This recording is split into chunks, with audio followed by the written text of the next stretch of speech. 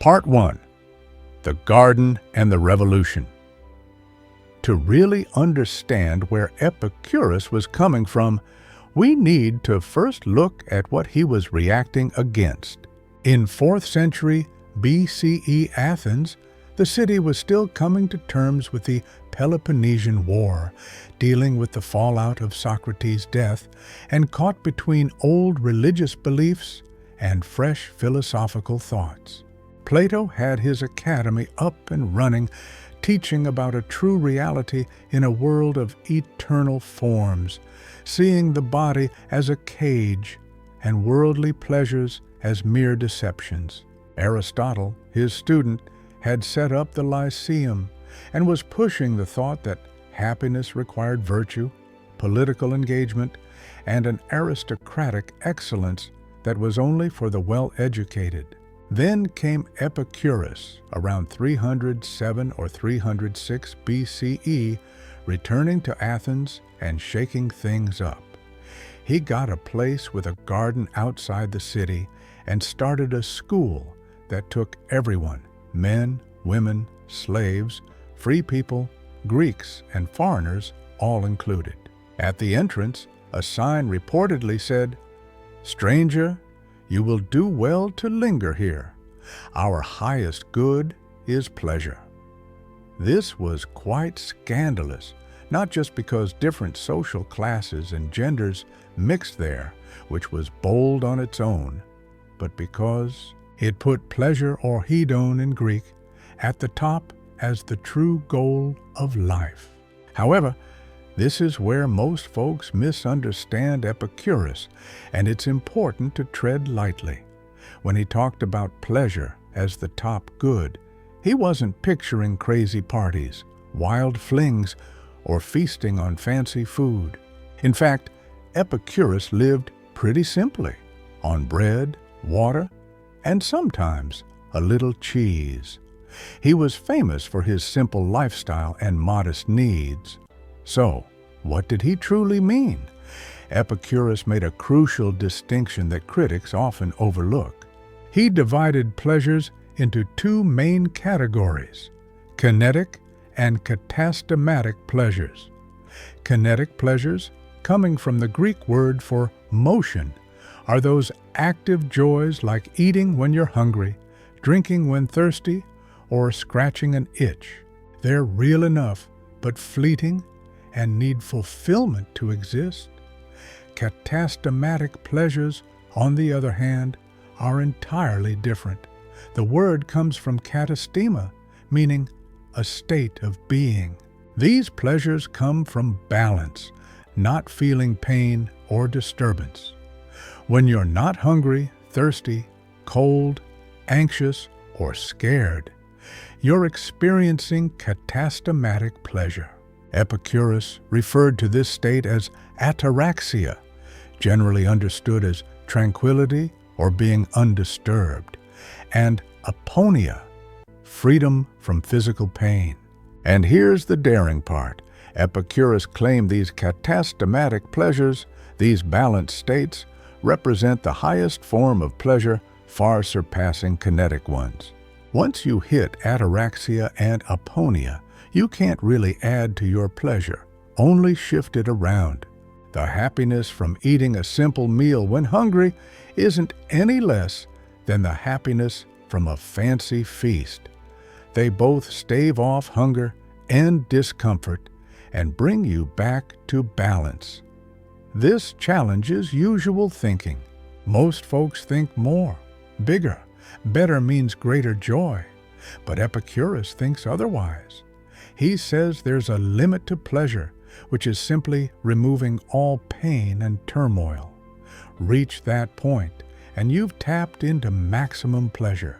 Further than that is just different, not more. This flips the script.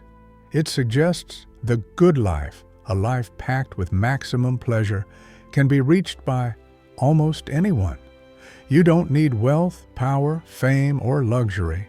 You simply need enough to cover basics like food, water, shelter, security, and friendship. Anything else? It's either natural but not necessary. like sexual pleasure or high-end cuisine, or neither natural nor necessary, like fame or political power. That's why Epicurus created the garden, a community of friends living simply on the city's edge, as a demonstration of his ideas in action. The Epicureans grew their food, shared their resources, studied together, all seeking shared ataraxia. It wasn't like a modern monastery or commune, but more of a blend of a philosophy school, a support group, and a purposeful lifestyle choice. Diogenes Laertius, writing much later, alongside fragments preserved by critics and found in Herculaneum's ash, offers a peek into an organized community tied to Epicurus. Epicurus, a prolific writer of over 300 works, sent letters to his followers and wrote detailed essays on nature, ethics, and the good life.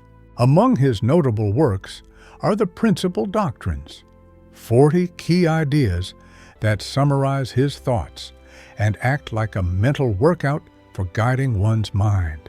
A main doctrine targets what Epicurus thought was central to human misery: irrational fears, especially of gods and death.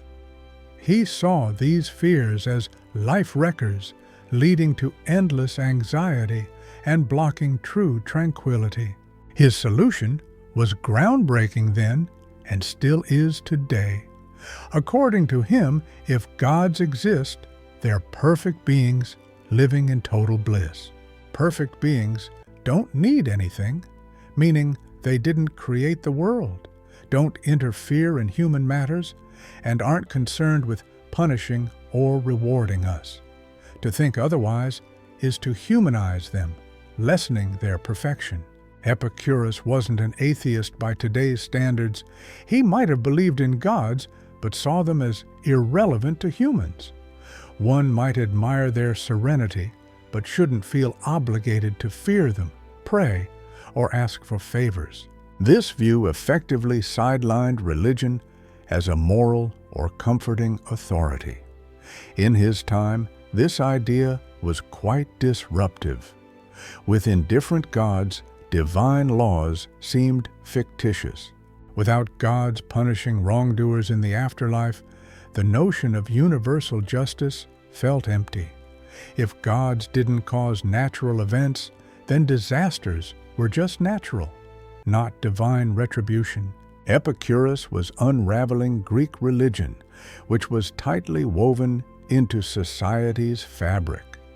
On the matter of death, the other major fear, he put forth a simple yet thought-provoking argument that has been debated ever since. He argued that death means nothing to us. When we are alive, death isn't present. When death comes, we're no longer there. So, we never actually face death. It's neither good nor bad for us because it literally amounts to nothing. Since all sensation and awareness end with death, there's no one left to experience being dead. This argument hinges on a key idea that we are our bodies, and consciousness arises from specifically arranged atoms. Once the body disintegrates, so does consciousness. This is linked to his theory of atoms, essential for understanding his ethical views, a topic worth exploring further to grasp his reasoning and its importance. Part 2. Before we dive into why Epicurus thought death shouldn't scare us, or why gods don't mess with human lives, and why seeking out pleasure is smart, we need to check out his views on physics. This wasn't just some side topic for him. His moral beliefs were tightly connected to his scientific ideas, which were pretty cutting edge at the time. Epicurus was influenced by Democritus's theory of atoms, although Democritus was more about explaining natural events, while Epicurus aimed to set people free. His physics were built to help folks break free from superstition fear, and the idea that unseen forces control their lives. At its core, his theory said everything is just atoms zooming through empty space and nothing else exists. Atoms, which means uncuttable in Greek, are the tiniest, indestructible parts racing around a limitless void. They vary in size and shape and hook together in different ways. Every experience, thought, and feeling comes from these atoms colliding, connecting, and breaking apart according to nature's law. While it might sound simple, this idea has big consequences. If it's all atoms in space, supernatural powers don't have a role. Even gods, if they exist, are made of atoms. There isn't a mystical soul, just a specific arrangement of atoms scattered in our bodies. When the body gives out, these soul atoms disperse and consciousness fades, leaving no afterlife or divine punishment. Yet, Epicurus stumbled upon a problem that's been bugging thinkers for ages. If atoms fall straight because of weight, following strict rules, then we have no free will, and our moral choices don't really matter. Encouraging someone to pick pleasure over pain becomes useless if every choice is just an illusion. So, Epicurus introduced a bold idea, the swerve, or clinamen. Occasionally, atoms randomly veer slightly off their path. This tiny deviation disrupts determinism, allowing for chance and unpredictability. While some mocked this and others found it puzzling, especially given its similarity to quantum randomness, the Roman poet Lucretius, a major source on Epicurean thought, highlighted its importance in his poem On the Nature of Things. Beyond science, the swerve was appealing because Epicurus saw determinism as clashing with free will and responsibility. Instead of dropping ethics or bowing to determinism, he adjusted his science to fit human experiences, making his beliefs work for human happiness, rather than sticking to unyielding theories. His atomic theory also explores how we perceive and understand things. Objects emit thin layers of atoms called idola or simulacra, similar to an onion shedding layers. These layers reach our senses, giving us sight, sound, smell, taste, or touch. Even thoughts and dreams are shaped by these delicate atomic layers affecting our soul atoms. So, senses are reliable. Errors show up only when we cloud our perceptions with judgments, opinions, or ideas beyond simple sensory info. When you see something in the distance and think it looks like a tower, your senses are picking up atomic impressions hitting your eyes. But if you decide it's a tower and later discover it's just a big tree, the mistake is in your judgment, not what your eyes detected. This concept has big implications for how we understand knowledge. It means what we see and feel forms the base of all understanding. Abstract thinking that goes against sense experience isn't trustworthy, nor should we depend on spiritual revelations or mystical insights that skip over our sensory experience. Knowledge builds up from these repeated sensory interactions, eventually leading to preconceptions or general ideas in our minds. Epicurus was all about an infinite universe with no center, edges, beginning, or end, filled with endless space and atoms. Our world is just one among countless others popping up and fading away in this infinite cosmos, some having life and others not. Some people worship gods, but these gods are perfectly peaceful and don't meddle in human affairs. The universe is endlessly material and operates strictly according to natural laws. When it thunders, it's not Zeus throwing a fit. It's just an electrical phenomenon. Earthquakes aren't caused by Poseidon's anger, but by shifts beneath the Earth's surface. Diseases aren't curses from above. They're natural events we can study and maybe even control. Epicurus dedicated a whole book to the weather, hoping to strip away any fear of the gods by explaining atmospheric events. Yet, where Epicurean physics really hit hard is in how we see ourselves. You're just a temporary bunch of atoms. These atoms have been around forever and will continue to exist, but how they come together to make you is short-lived and delicate. The atoms making up your soul hang out in the body, but when the body breaks down at death, those atoms scatter, and the you they formed is gone. So, death is meaningless to us. After you're gone, there's no you to feel anything. Fearing death doesn't make sense because it's a misunderstanding of what you truly are. Non-existence can't hurt you because you're not there to be hurt. However, this whole idea rests on Epicurean physics being accurate. If the soul isn't made of matter, if consciousness can exist without a body, or if an afterlife is real, Epicurus's ideas crumble. His ethical views are grounded in his physics. That's their strength and their flaw, because they could be based on incorrect assumptions. Today's science has backed up some Epicurean ideas while debunking others. Atoms exist, though they can be divided into smaller bits. Modern cosmology talks about endless space and multiple universes. The idea that consciousness depends on brain activity is largely accepted by science. Quantum mechanics even accounts for randomness, but not quite how Epicurus pictured it. He missed the mark on a few things, though.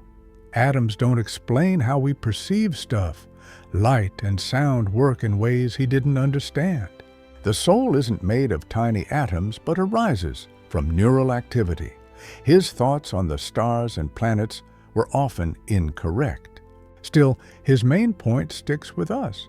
If we're physical beings in a material world, and if consciousness is a result of physical processes, then many ancient fears and aspirations don't add up. There's no cosmic overseer, no ultimate purpose, no intricate blueprint. We're just fleeting patterns in a boundless dance of matter and energy.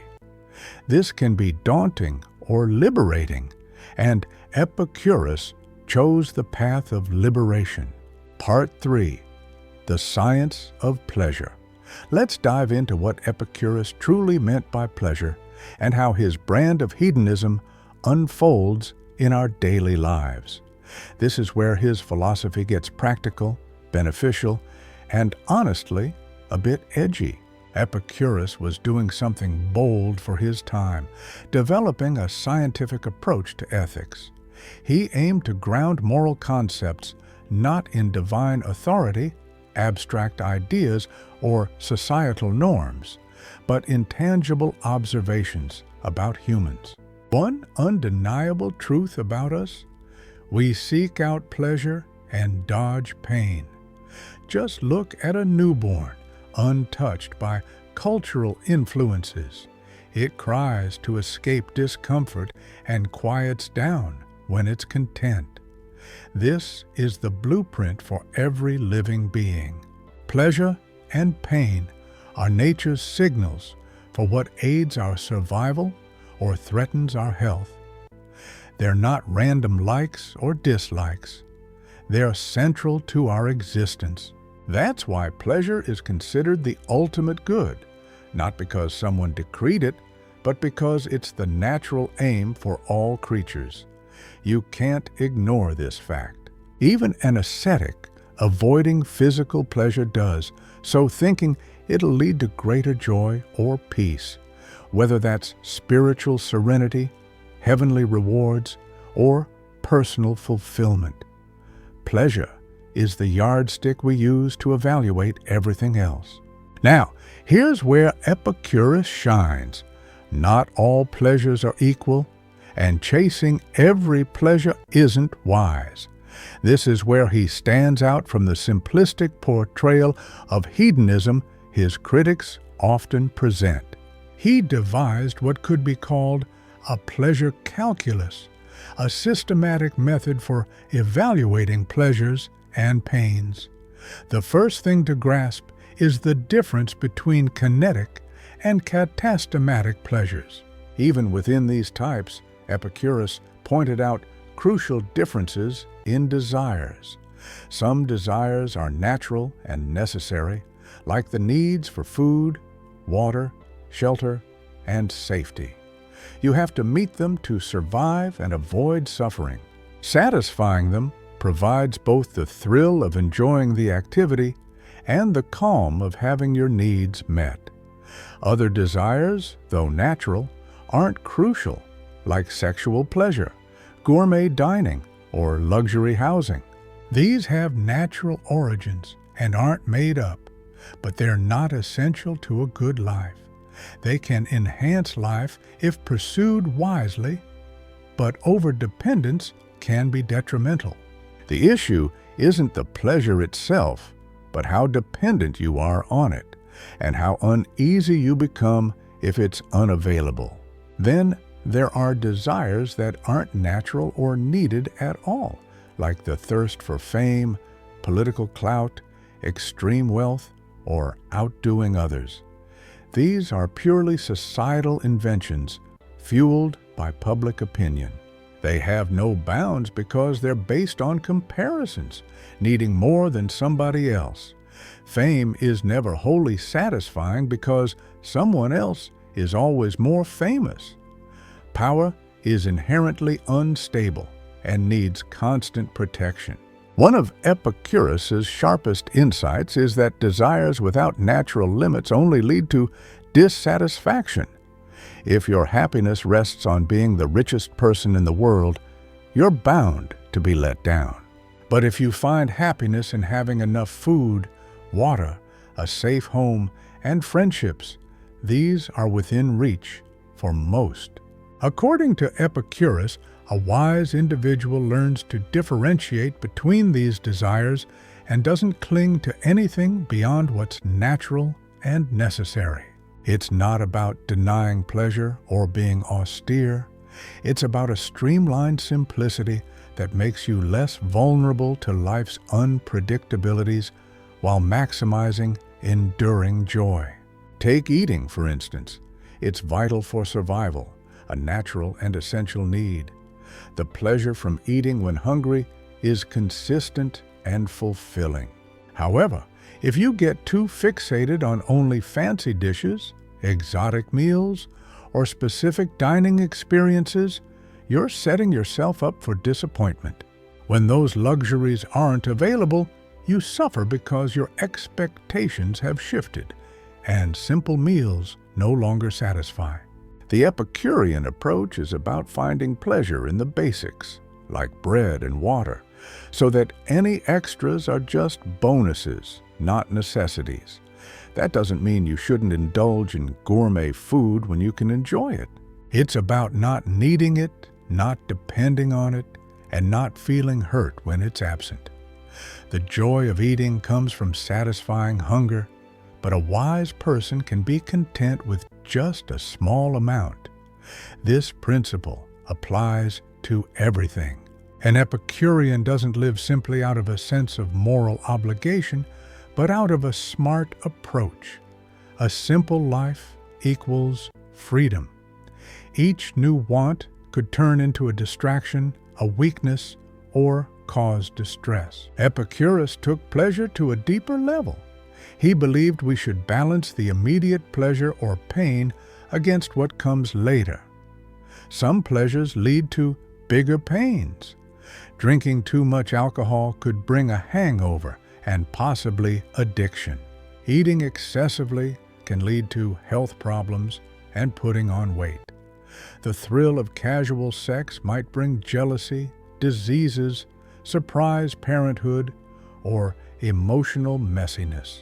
Conversely, some pains bring greater pleasures. The discomfort of working out brings health and strength. The effort of studying leads to knowledge and skills. Painful medical treatments can relieve suffering. Thus, a wise person sometimes opts for pain over pleasure or skips pleasure to avoid pain. It's not being inconsistent. It's about smart choices. The goal is ultimate lifelong pleasure, the greatest peace. But that requires planning, self-discipline, and wisdom. This highlights something important. Epicureanism depends on virtue, not as a goal in itself like the Stoics believed, but as a path to happiness. Qualities like courage, self-control, wisdom, and fairness are essential for lasting pleasure. Cowards live in constant fear. Those who can't control desires are bound by them. Ignorant people make poor decisions that lead to unhappiness. Unjust individuals fear punishment and can't have true friendships. So, virtue and pleasure are connected, not in conflict. This challenges what Plato and Aristotle argued, that virtue is valuable on its own. Epicurus disagrees, saying virtue is necessary to achieve a happy life. Critics have harshly criticized this concept. They claim it reduces virtue to a selfish quest and shrinks human motivation to just seeking pleasure, overlooking genuine selflessness or sacrifice. We'll explore these criticisms later, but for now, remember Epicurus's response. Genuine friendship, which truly considers others, yet still brings happiness. Ironically, the best path to your happiness is through caring for others. Considering the timing of pleasure is also part of the hedonic calculation. Pleasures vary in intensity and duration. A short, intense pleasure might be less valuable than a mild, long-lasting one. Epicurus thought mental pleasures were superior to physical ones because they endure longer and are more consistent. The body only experiences pleasure and pain now, but the mind can recall the past and foresee the future, allowing a wise person to manage present physical pain by remembering past joys or looking forward to future ones. Even when Epicurus himself was dying painfully from kidney stones, he wrote about remaining happy by recalling enjoyable philosophical discussions with friends. Mental joy outweighed physical pain.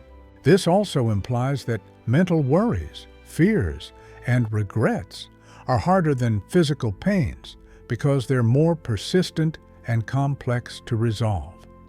Anticipating the future can spoil the present.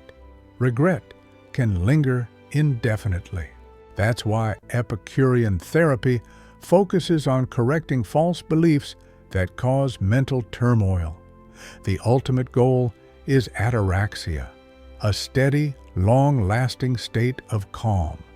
It's not about ecstasy or intense happiness, but satisfaction, peace, and calmness. It's when you have no unmet natural and essential desires, no false beliefs causing fear or worry, and no reliance on things beyond your control. In this state, you're most content because there's no pain or disturbance. According to Epicurus, this pleasure doesn't increase. It just manifests in different ways. You could switch things up by chatting with folks, picking up new knowledge, or diving into the arts. But ultimately, happiness doesn't get much higher than it already is. This bit of Epicurean thought is pretty surprising because it really bumps heads with the consumer-driven mentality we're often fed, where the idea is that having more leads to greater joy. Epicurus, on the other hand, believes there's a cap on pleasure, and it's not as high as you'd imagine. It's actually pretty attainable. You don't have to win the lottery, become a superstar, or gain massive fame to live well. It's more about meeting your basic needs and achieving peace of mind. Whether this rings true depends partly on our understanding of human nature and how we define and measure pleasure. Recent happiness and life satisfaction research shows mixed findings. Some evidence points out that beyond a certain income threshold, getting more money doesn't make us much happier, which echoes Epicurus's thinking. Yet, it seems people can adapt to both good and bad circumstances, making long-term contentment possibly a bit trickier to nail down than Epicurus envisioned. The bigger question is whether tranquility really is the top thing for us, or if we also crave challenges, personal development, achievements, and meaningful struggles. This is where a lot of today's thinkers part ways with Epicurus, arguing that his idea of a fulfilling life is too easygoing and focuses more on avoiding pain than on aiming for significant accomplishments. Part 4. The Tetrapharmakos. The Tetrapharmakos, or the four-part remedy, is probably the shortest and sweetest way to sum up Epicurean ideas. These four principles, believed to come from Epicurus's follower, Philodemus, make up the core of their philosophy. They're designed to be memorized, practiced, and taken to heart to help achieve and keep ataraxia, or peace of mind. The remedies are simple. Don't fear the gods, don't stress about death. Good things are easy to get, and bad things are easy to bear. Each one directly addresses a major source of human anxiety, creating a guide to mental calm. Let's explore each a little more. First, don't fear gods. We've touched on Epicurus's thoughts on divinity before, but it's key to his idea of therapy. In ancient times, religion wasn't about personal beliefs or ethics. It was about appeasing the gods through rituals and avoiding their anger. People were constantly worried about upsetting the gods, messing up rituals, or interpreting natural disasters as divine wrath. Epicurus saw this as needless suffering. If gods do exist, Epicurus argued, they are perfect beings who need nothing from us and are concerned only with their own bliss. They neither create nor intervene in the world. They aren't swayed by sacrifices or prayers. They don't punish or reward people. They are simply perfect examples of tranquility, deserving admiration but not fear or worship. This idea was groundbreaking and removed a significant source of human worry. You didn't have to be anxious about whether you performed rituals correctly or appeased the right gods. Natural disasters were merely physical events, not moral judgments. Success and failure in life resulted from natural causes and chance, not divine intervention. What's interesting about Epicurus is that he didn't outright deny the existence of gods. That would have been risky since ancient Athens had executed Socrates in part for being irreligious. Moreover, it wouldn't have been persuasive. People believe in gods because their experiences make them seem real, due to cultural influences, and because they find value in religious practices. So Epicurus suggested a different take. Yes, gods exist, but not as people traditionally imagine. The common view of gods as powerful beings concerned with humans is just a reflection of our own psychology. True gods, with their perfect nature, wouldn't engage in such behavior. You can still hold on to the idea of gods without the fear, anxiety, and manipulation that often comes with conventional religion. This is sophisticated philosophical therapy. It modifies existing beliefs rather than demanding their total abandonment, and offers a logical alternative that satisfies both the curious mind and uneasy emotions. The second remedy: don't worry about death. This is probably the most famous Epicurean idea, though it often stirs debate and criticism. We've touched on the basic idea. Death means nothing to us.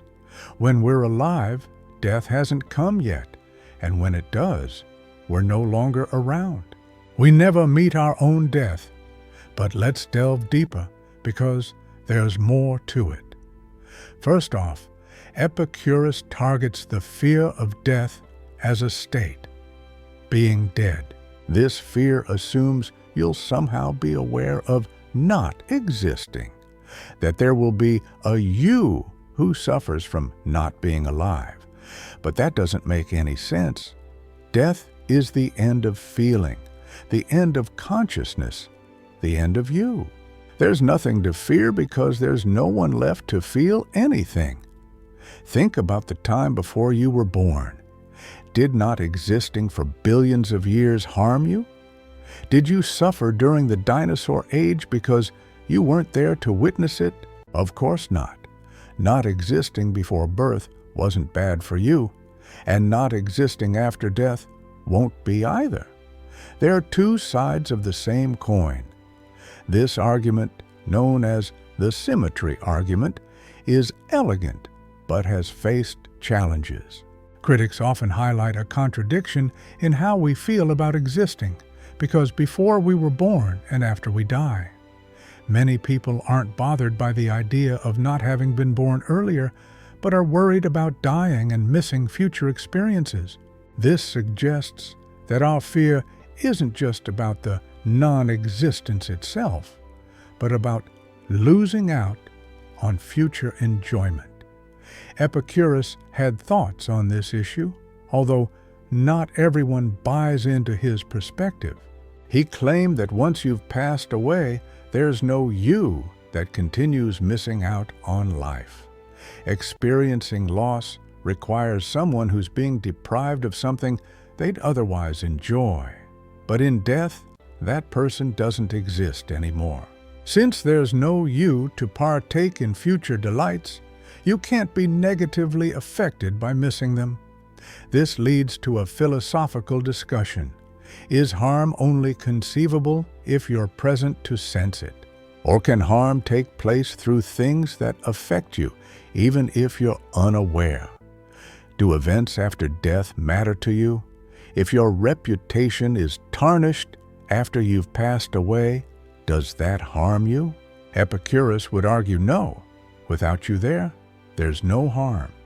Still, this concept confuses a lot of people. Plus, dying is distinct from being dead. Dying can involve pain, fear, a loss of control, and a sense of diminishment.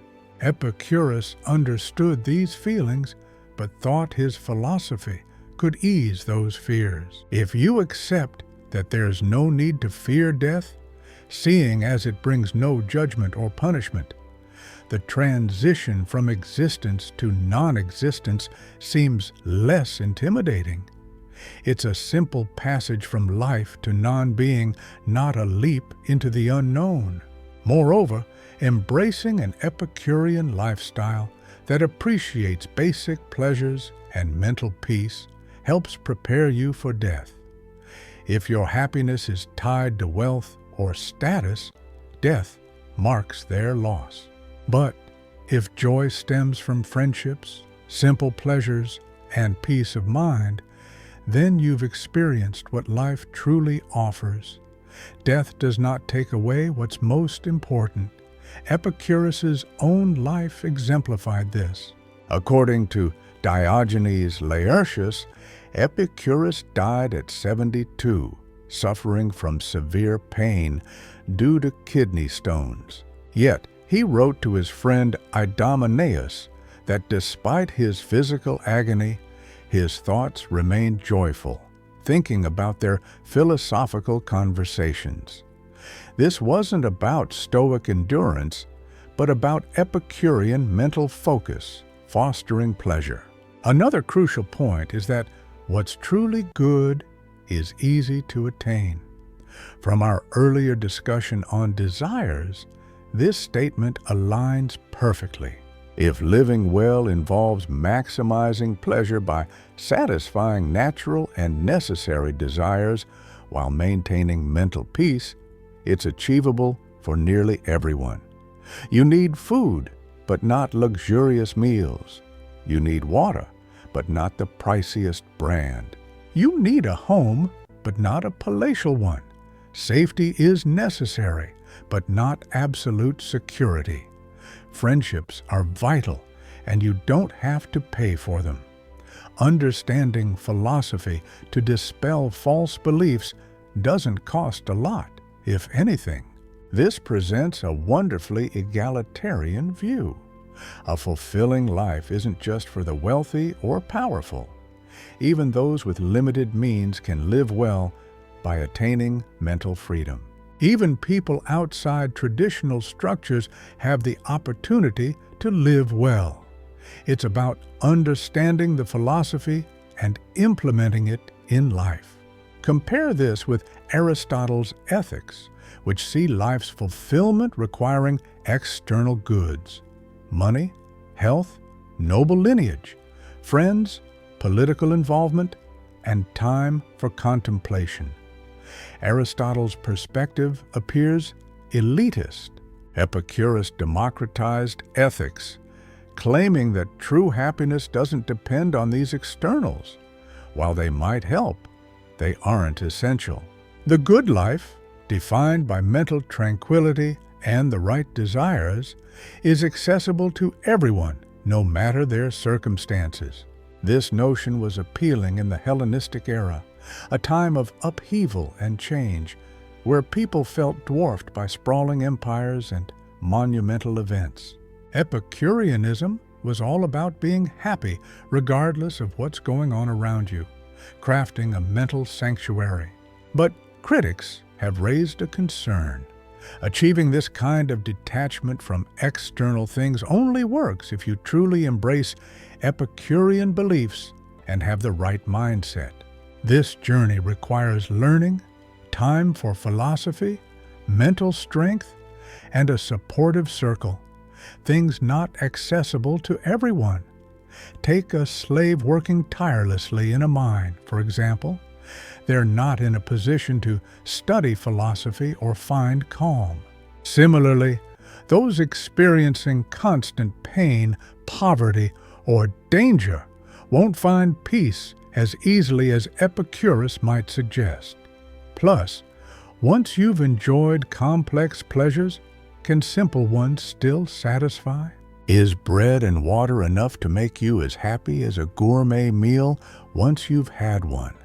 This relates to how we get accustomed to things. Epicurus would say yes if you have the right mindset. But modern research into pleasure adaptation isn't so straightforward. Epicurus also believed that scary stuff can usually be managed, especially pain, whether it's physical or emotional. He suggested that intense pain doesn't last long, and ongoing pain is usually more bearable. If the pain is too much, you'll heal quickly or it won't last long, ending the pain. If it's long-lasting, it must be mild enough to manage, otherwise it would be fatal. Plus, you can use mental happiness to outweigh physical discomfort, as Epicurus demonstrated in his own end. By focusing on pleasant memories, philosophical insights, friendships, and deep thinking, you can maintain calmness even when in physical pain. However, this concept is both controversial and often seen as the weakest of his four remedies. Not all intense pains are brief. Ongoing conditions can cause prolonged severe pain. Issues like kidney stones, migraines, nerve disorders, arthritis, or cancer lead to long-term intense suffering. Modern medicine has shown us how to keep people alive while they're suffering. Although Epicurus lacked our medical knowledge, it still felt inaccurate. People clearly experienced chronic severe pain, neither recovering swiftly nor dying quickly enough. A stronger point Epicurus made was on mental suffering. Most of our pain comes from within: anxieties about the future, regrets of the past, fear, shame, jealousy, and anger. These aren't unavoidable and come from faulty beliefs, which philosophy can correct. This is central to Epicurean therapy, changing the beliefs that cause unnecessary suffering. By letting go of the fear of death and gods, endless desires and comparisons, and not worrying about uncontrollable things, you remove a lot of mental disturbances. What's left, like physical pain and natural sadness, is unavoidable but limited. The tetrapharmakos works like early cognitive behavioral therapy by identifying irrational beliefs that upset us, offering rational alternatives, and encouraging practice to solidify new ways of thinking. Modern cognitive therapy does something quite similar, identifying thinking distortions, challenging irrational beliefs, and replacing them with more realistic, helpful ones. The key idea is much of our suffering is optional and stems from how we perceive and respond to situations instead of the situations themselves. This doesn't mean all suffering can simply be willed away or that thinking alone can resolve everything, but it highlights that we may have more influence over our mental state than we realize, and gaining that control could lead to inner peace. Part 5. Friendship as life's greatest joy. When it comes to life's pleasures, wisdom suggests friendship takes the top spot as the most treasured and vital for a good life. Epicurus believed this wholeheartedly, and it's one of his most appealing yet seemingly contradictory ideas. It contrasts with the Epicurean view that pleasure is the ultimate goal, and we should be rational by seeking our own happiness. Initially, this sounds very self-focused, with little room for caring about others. Despite this, Epicurus placed friendship at the core of his philosophy, seeing it as a source of security, confidence, happiness, and a vital piece of a meaningful life. So how does he reconcile these seemingly clashing ideas? First, let's understand that Epicurean friendship goes beyond simple acquaintances or social connections.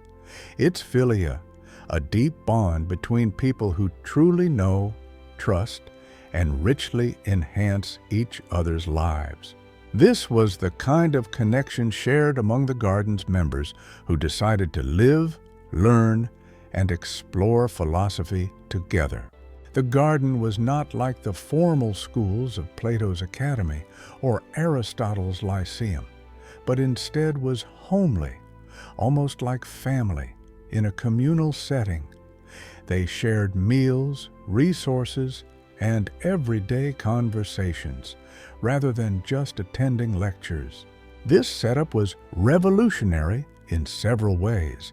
It included women as active philosophers, not merely as wives or daughters, but as genuine participants and thinkers. Women like Themista, Leontian, and Nikidion were influential.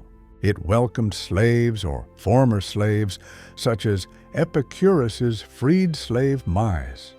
It was an inclusive community, open to foreigners and anyone regardless of social status, valuing only a commitment to philosophy and the group. Why emphasize friendship so much? There are a few good reasons. First, friendship meant security, one of the basic needs.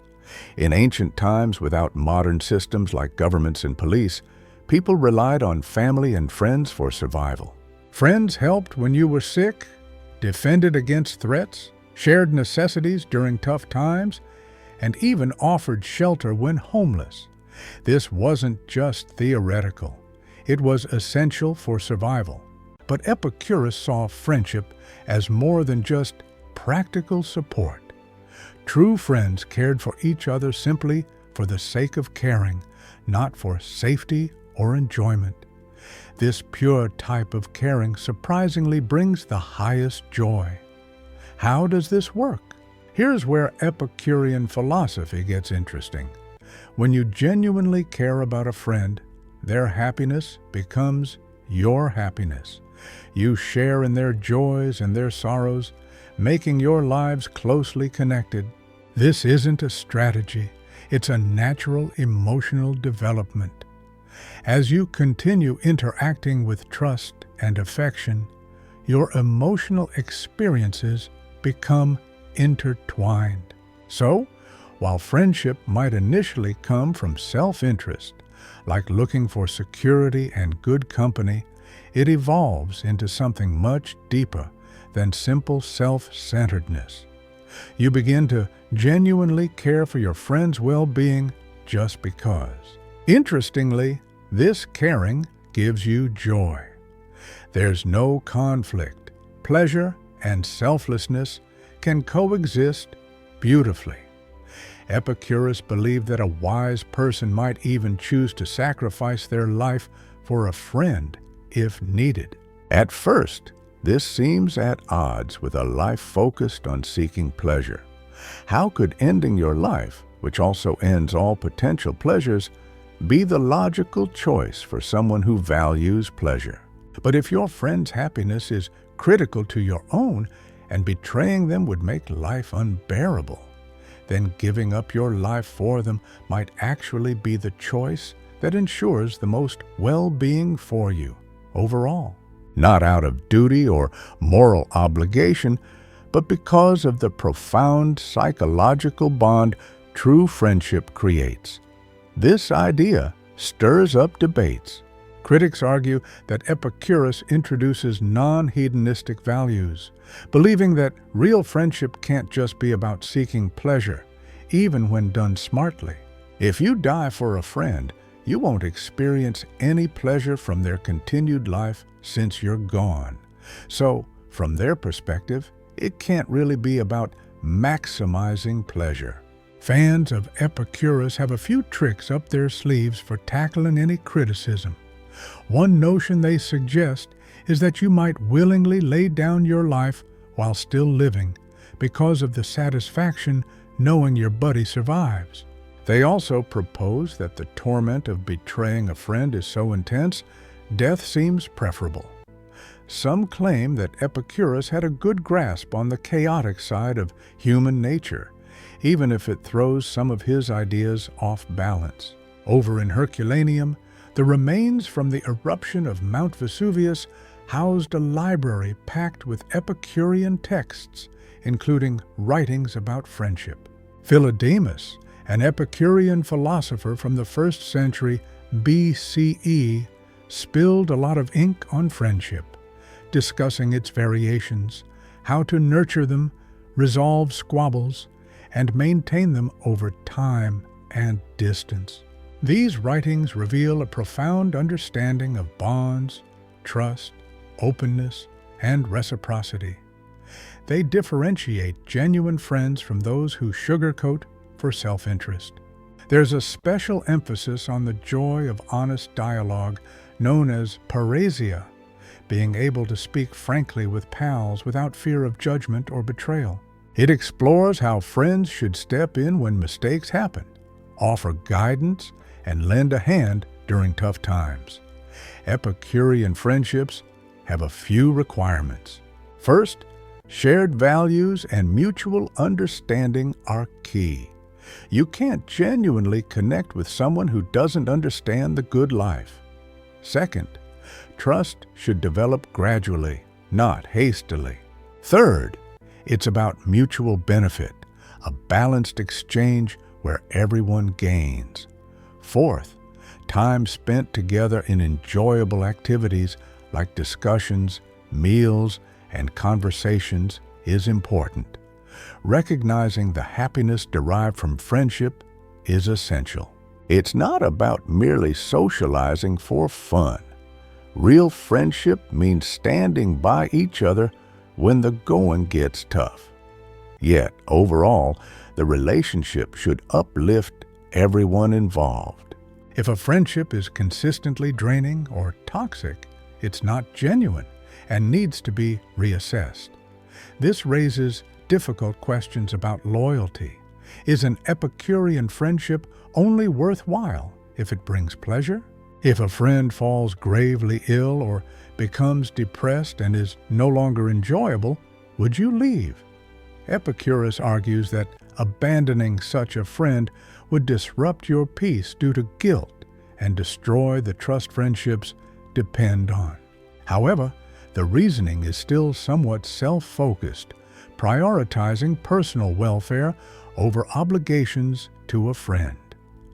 Modern psychology backs Epicurus's claim that friendships are vital for happiness and well-being. Numerous studies show that strong relationships greatly enhance life satisfaction, mental health, and even lifespan.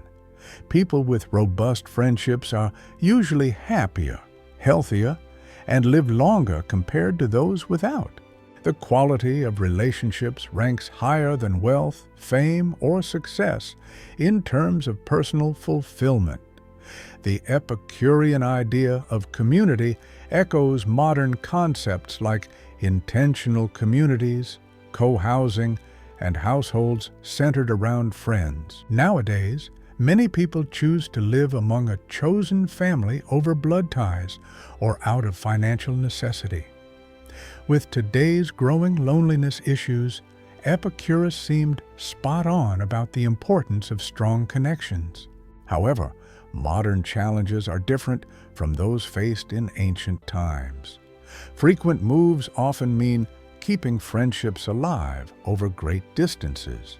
Technology helps maintain contact, but sometimes leads to shallow social interactions that feel empty.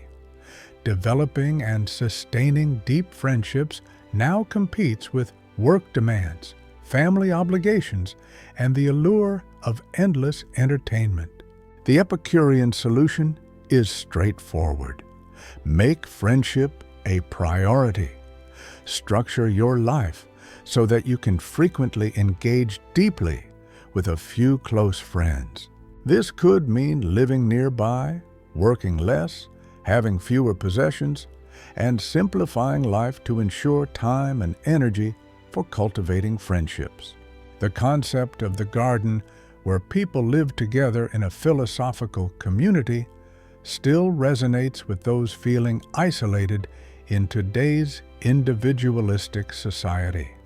Part 6. Epicurus's take on politics might not be as famous or as developed as his thoughts on ethics, but they're certainly intriguing and bold.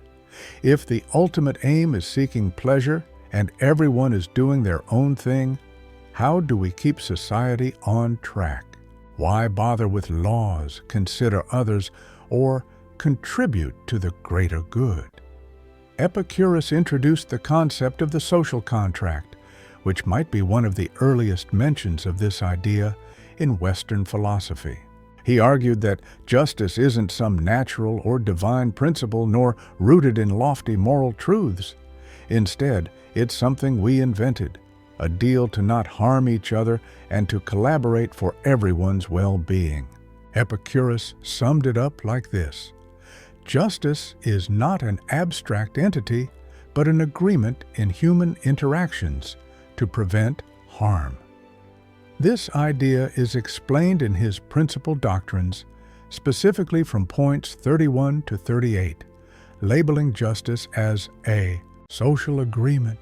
The gist is, without laws or a cooperative community, everyone would live in fear of injury by others. The strong would dominate the weak, and possessions couldn't be kept secure from thieves. Trust would crumble. Life, as Hobbes later put it, would be grim, nasty, and cut short. Constant fear is hardly peaceful, so people strike a deal. I won't harm you, and you won't harm me. We'll respect each other's property and set up rules with penalties to enforce this deal. These rules are what we call justice or law. This suggests that justice isn't universal across all times and places. What's deemed fair hinges on what folks in a given society have agreed upon, whether they say it out loud or not. Different cultures have different laws due to their particular conditions, and that's okay as long as they aim to help everyone involved. There's no cosmic rule book of justice, no divine commands. Justice is human-made, practical, and meant to maintain peace. Its value lies in the security it provides, which is crucial for peace of mind, but it doesn't have inherent worth. This outlook caused some waves, making Epicurean ideas seem politically dicey. If justice is just a human arrangement, religious laws don't have any unique authority. If justice varies from place to place, then Greek law isn't inherently better than what's considered barbarian law just because it's Greek. If laws should benefit everyone, then those that don't fulfill this role aren't truly just and don't deserve adherence. Epicurus treaded carefully with these ideas. He wasn't advocating for revolution or defiance. In fact, he advised steering clear of politics altogether. Lev unnoticed, or leithbiosas, was one of his guiding principles. Engaging in politics brings disorder, disputes, and anxiety, none of which are good for maintaining a calm mind. A smart person obeys the law, not because it's fundamentally correct, but because breaking it brings punishment and the fear of capture. Even laws that seem unkind are usually better to follow, because the chaos from breaking them is more detrimental than any potential advantage. It's hard to find calm if you're frequently worried about being arrested or facing repercussions. The only circumstance to consider not following a law is if it's so burdensome that obeying it would destroy your peace of mind. But even then, Epicurus would likely advocate for withdrawal rather than open confrontation. This approach of being politically passive was a hot conversation topic in ancient Athens, where being a participating citizen was seen as critical to a fulfilling life. Aristotle thought humans are naturally political creatures and achieve their best selves by participating in the state. The Stoics had their own view, emphasizing that we have obligations to the broader global community, that we're all part of one collective city. Epicurus, on the other hand, thought differently. We aren't inherently political, and getting mixed up in politics usually harms more than it helps personal happiness. The ideal life is spent with a tight circle of friends, more time in gardens than the city, focusing on philosophy and life's simple pleasures rather than public affairs. This perspective raises some challenging moral questions. What about fairness? If you see someone being mistreated or hurt, should you jump in to help? Epicureans would say only if it's in your own interest, like when the person is a friend, or if ignoring the problem could lead to a messy society that eventually affects you. Critics argue this perspective lacks moral depth, as it centers on self-interest, dismisses any true obligation to assist strangers, and makes it okay to ignore suffering if you're fine. It doesn't promote opposing things like slavery or tyranny unless there's something in it for you. Epicureans have some rebuttals. For them, friendship is hugely important, and it carries duties that go beyond selfish motives. If you expand the idea of friendship to all people, or empathize with their struggles, you'd care about fairness beyond your immediate circle. Plus, when society gets chaotic, everyone feels the ripple effects. Ignoring major injustices could lead to unrest, which hurts everyone, including you. So, being smart about your self-interest could mean advocating for basic justice, even for folks you don't know. Lastly, empathy is a natural human trait. Seeing suffering can make you uneasy, while helping can be rewarding and bring relief. So, even if there's no moral duty, psychology pushes you to care about others. Still, critics aren't fully buying it. The argument is that this view always ties back to self-interest, even if it's a fancier version. It doesn't seem to support true selflessness, making sacrifices for others when no one notices and you gain nothing. The real challenge for Epicureanism is whether it can explain morality without just focusing on pleasure or self-interest. Is slavery wrong not just for its harm, but because it insults human dignity? Do we have duties to future generations because they have rights, not just because it feels good to think of them? Is justice valuable on its own, beyond just being useful? Traditional Epicureanism seems to answer no here. But many modern Epicureans grapple with these issues, trying to expand the theory for stronger moral commitments. An interesting part of their view on justice is how they see punishment. Since justice is meant for mutual benefit, punishment should only aim to prevent further harm, not just to make someone suffer. If someone breaks the rules, they should be punished to stop more wrongdoing or help them improve, not for revenge. This is a forward-thinking idea, similar to modern criminal justice approaches that focus on deterring and rehabilitating rather than pure punishment. Epicurus came up with this long ago. This whole idea of a social contract has inspired thinkers like Thomas Hobbes, John Locke, and Jean-Jacques Rousseau, who built on Epicurean concepts while sometimes disagreeing with its focus on pleasure. The idea that political power comes from consent, laws exist for mutual benefit rather than divine rules, and that justice is a societal norm became key elements of liberal philosophy.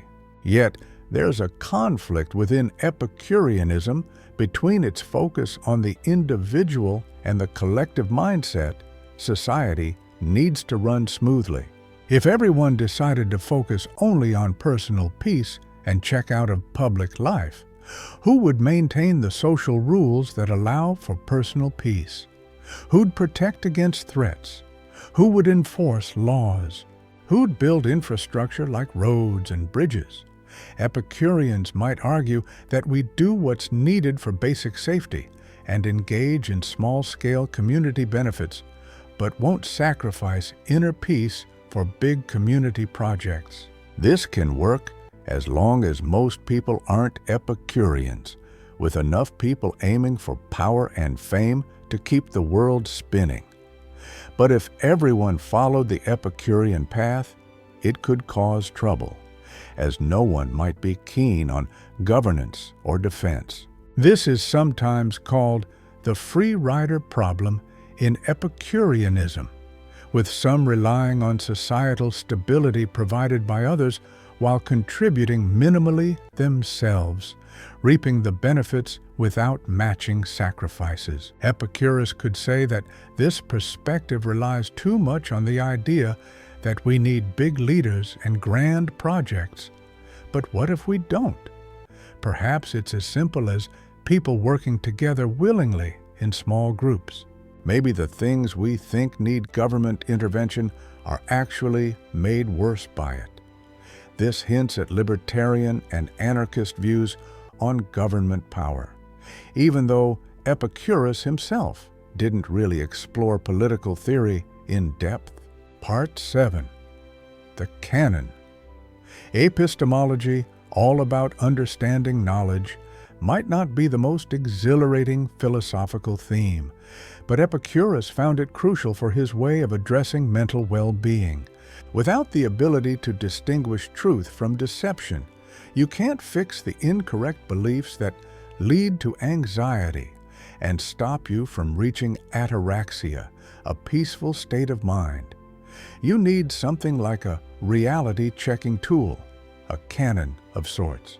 Epicurus identified 3 indicators of truth: sensations, preconceptions, and feelings. Each plays its own part in shaping solid knowledge from scratch. Let's dive into sensations first. They're the direct ways your senses engage with the world around you. When light strikes your eyes, sounds fill your ears, or molecules hit your tongue, nose, or skin, you're experiencing sensations. These sensations are always true to what they sense, because they're just noting physical interactions. Your eyes don't fabricate. Your ears aren't tricksters. These senses just report what hits them. Now, this may seem odd since our senses often seem to fail us. For instance, a stick appears bent in water when it's really straight, or you hear a voice calling when nobody's there, or a flavor isn't recognized. How can we say senses are always right if they can mislead? Epicurus took a nuanced view. The fault isn't in the sensation itself, but in the judgment we attach to it. Your eyes catch the light from a straight stick in water, making it look bent due to refraction. Your eyes are functioning just fine. The mistake happens when you assert, "That's a bent stick," instead of noting, "This appears to be a bent stick." Distinguishing sensation from judgment is crucial to Epicurus's perspective on knowledge. Sensations are passive, automatic, and don't involve concepts. They just happen.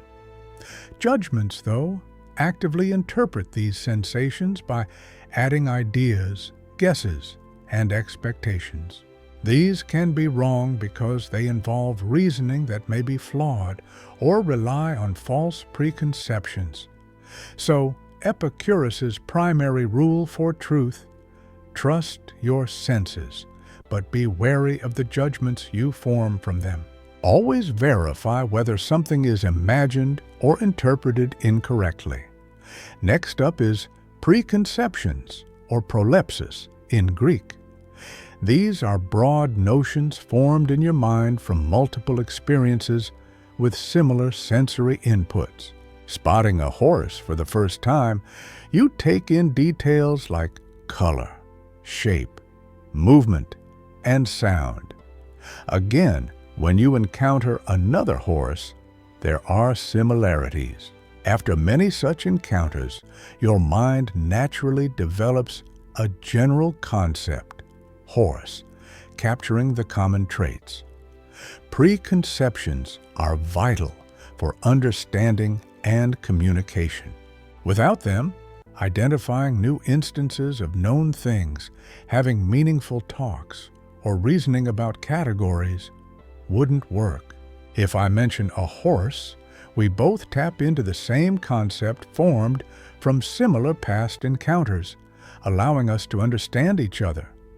These preconceptions are reliable if they stem from sufficient sensory experience.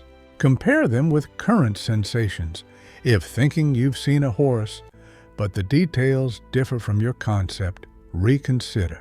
Issues arise when preconceptions are based on limited experience, misinformation, or external influences instead of direct observation.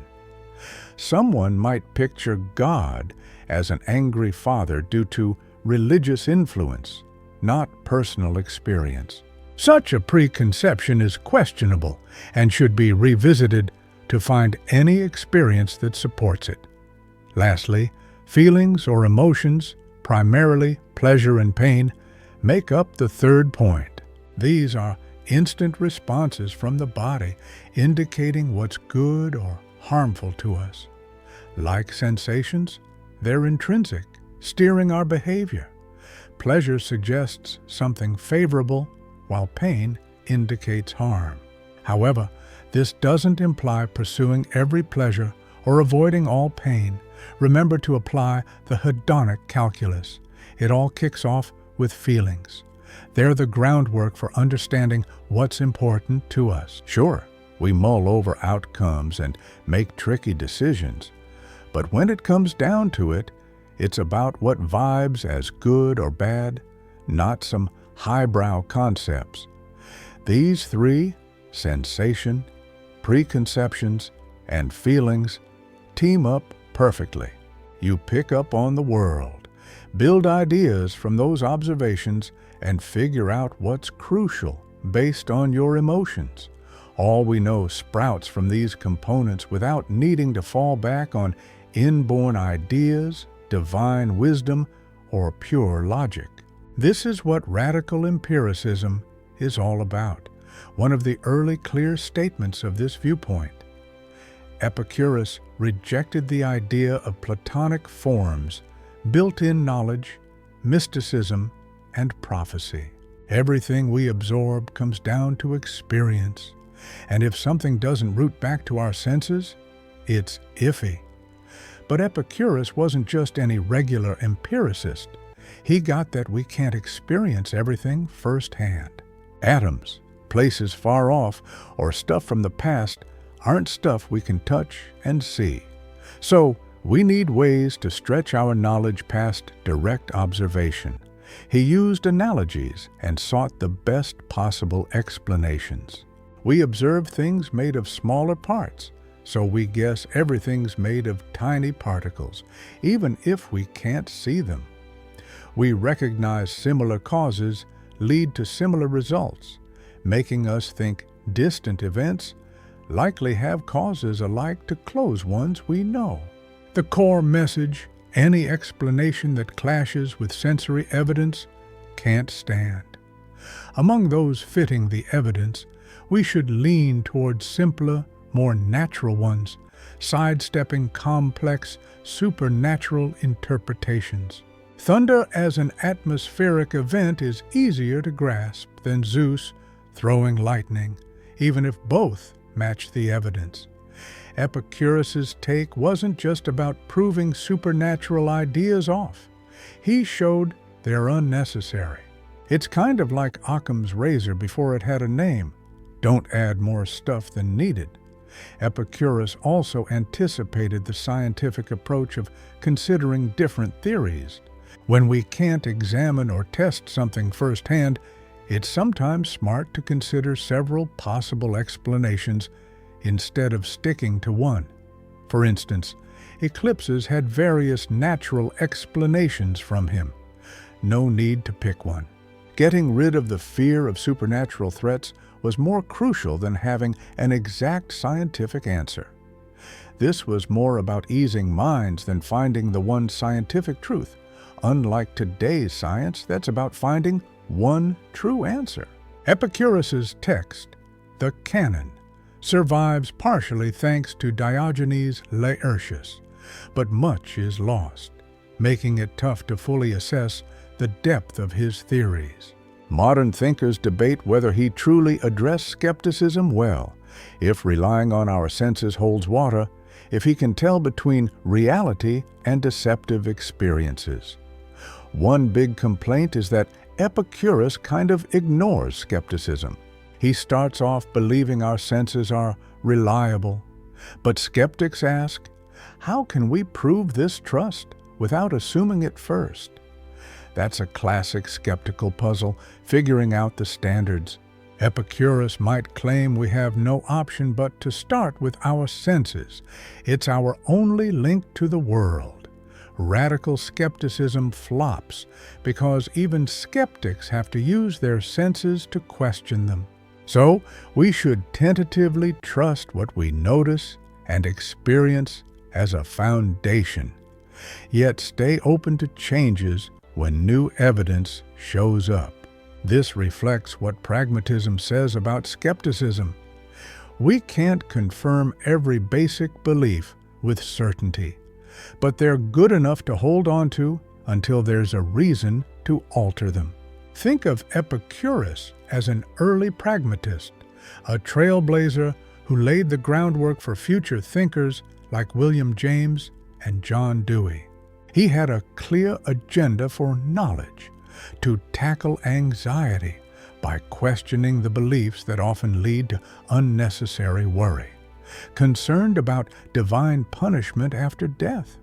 Where's the tangible evidence for that? There isn't any. It's all just stories and hearsay, not something you can actually observe. Worried that riches and power are necessary for happiness? Compare that belief with the pure joy found in simple pleasures, and you'll realize it doesn't hold up.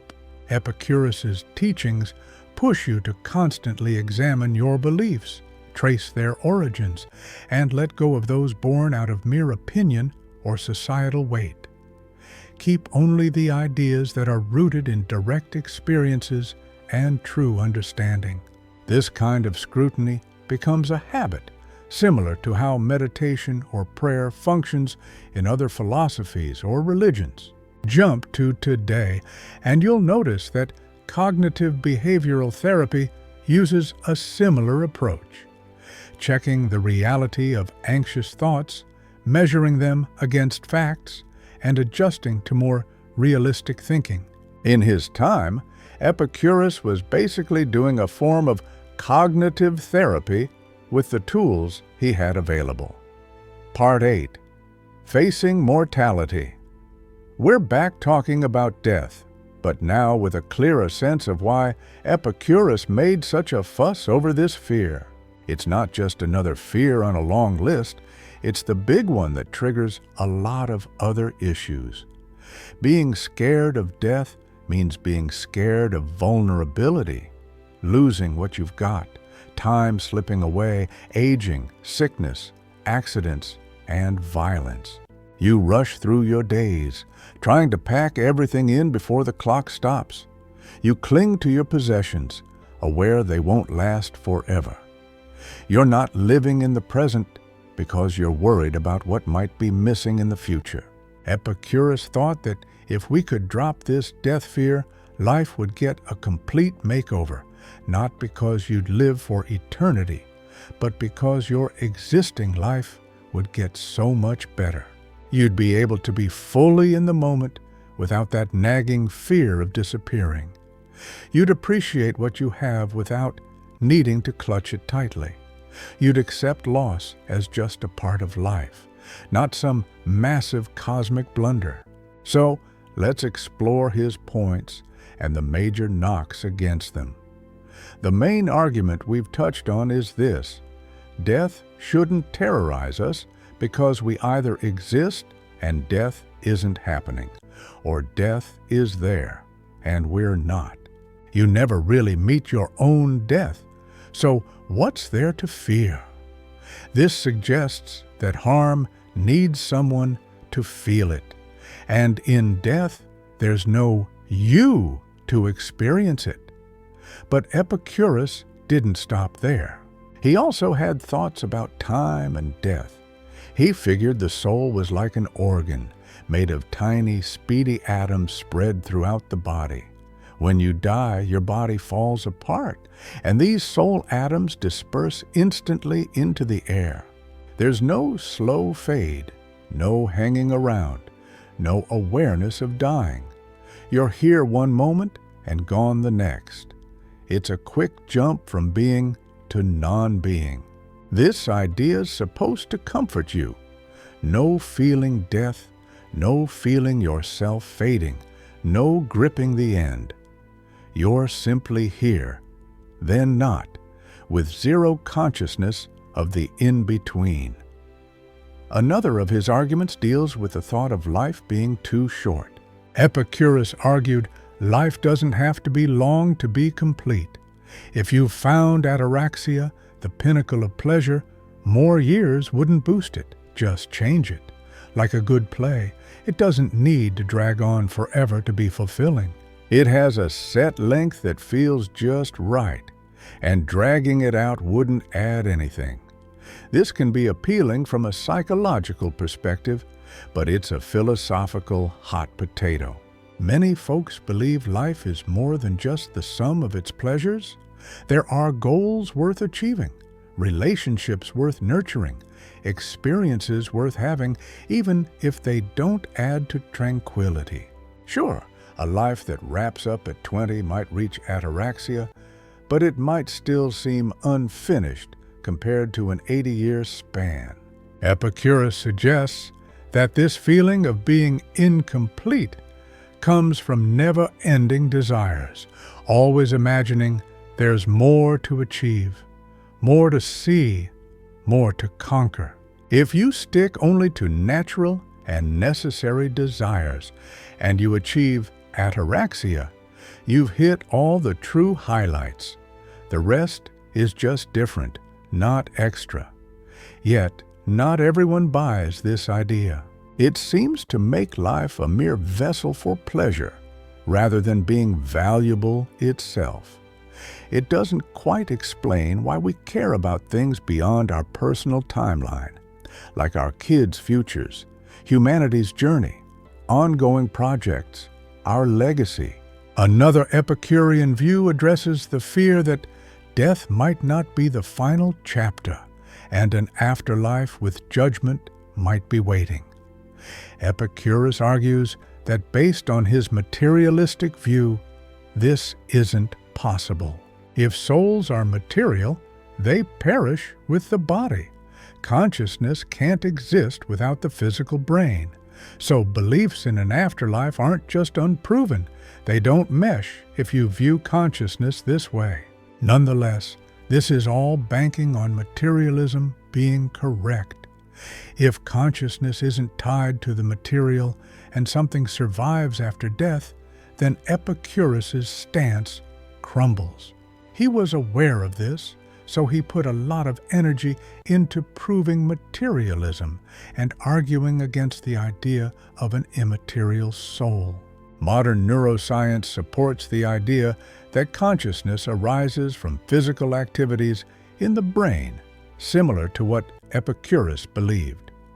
When you damage certain brain areas, it impacts things like consciousness, personality, memory, and emotions. Shifts in brain chemistry, whether from drugs or illness, also change mental states. With the brain and mind so intertwined, it's likely they're not two separate entities, but different aspects of the same thing. When the brain stops functioning, so does consciousness, indicating that a working brain is essential for consciousness. Near-death experiences are linked to a lack of oxygen and chemical changes in a dying brain, and there's no evidence that consciousness lingers after clinical death. This suggests Epicurus might be right. When you die, consciousness probably ends. But does that mean there's nothing to fear about death? This question connects to a significant criticism known as the deprivation argument. In his 1970 essay, Death, Thomas Nagel argues that the unpleasant aspect of death isn't in the act of dying, but in the lost potential for life experiences. Consider a person who dies at 30, but could have happily lived until 80. They're missing out on 50 years of happiness. Even if they don't feel this loss, their life was still cut short. We're affected by what could have been, even without feeling the loss ourselves. Epicurus might respond that in death, there's no one left to experience deprivation. Deprivation requires someone to feel it, but in death, there's no someone. Critics argue the harm occurs to the living person at death, robbing them of future life. It's a viewpoint of looking back at a life that wasn't fully lived.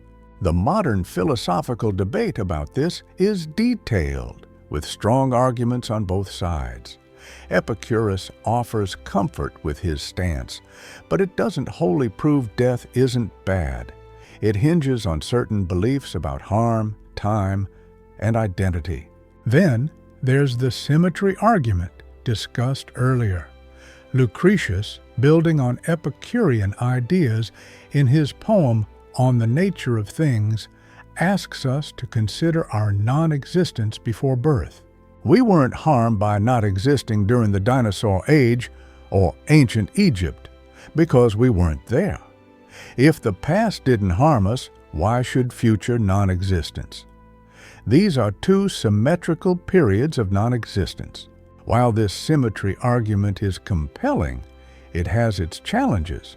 People often don't mind not having been born earlier, but worry about missing future events.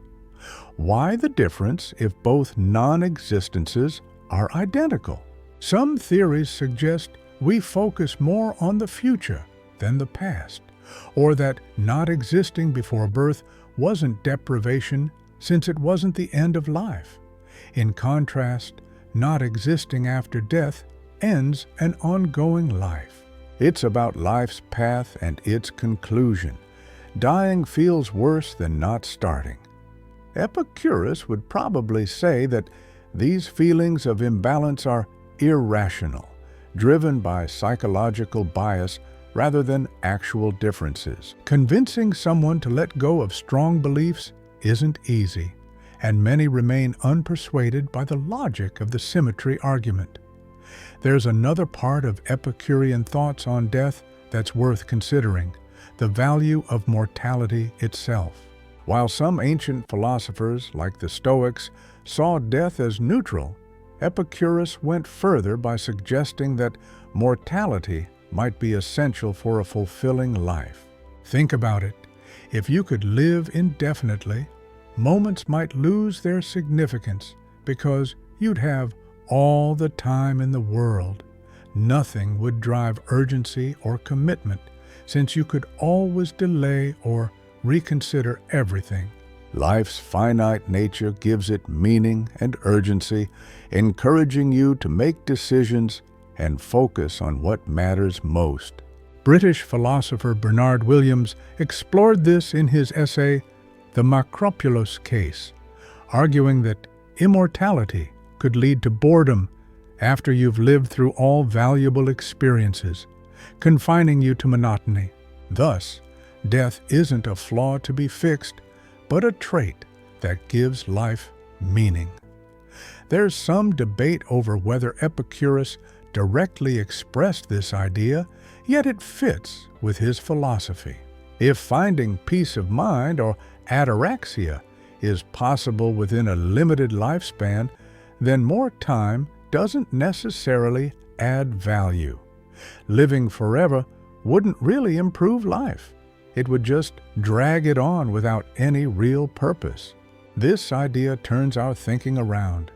Instead of fearing or fighting death, we can see it as the boundary that gives our lives shape.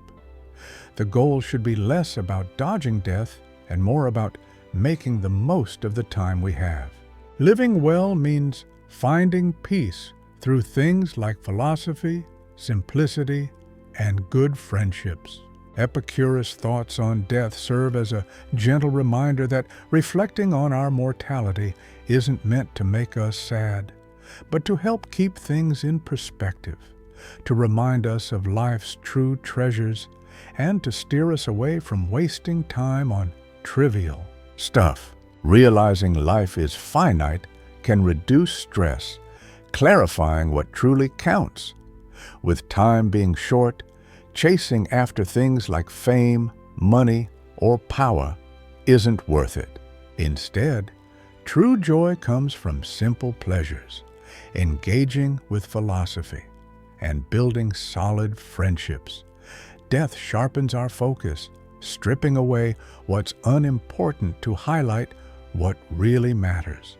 Philosophers like Heidegger and Sartre echoed this by suggesting genuine living requires facing our mortality, or what Heidegger termed being toward death. By acknowledging death, we might gain control over how we live, freeing ourselves from societal demands. Epicurus anticipated this existential idea, though he did it without the anxiety. For Heidegger, confronting death ignites a sort of anxiety or angst, which prompts real, authentic living. Meanwhile, Epicurus believes staring down death brings peace, called ataraxia, which aids a good life. Both philosophies hold mortality as central to life's meaning, but they see the emotional outcome differently. Which perspective someone prefers might depend on their personal outlook and beliefs. If you see life as inherently meaningless and believe you must create meaning through actions and commitments, then knowing you'll die might trigger anxiety and threaten these ambitions with the final void. On the flip side, if you think pleasure is the ultimate good and it's achievable in a limited lifespan, mortality might seem more natural than scary. The question remains, though, whether Epicurus helps us deal not just with our own death, but with losing those we love. Here, his philosophy might fall short.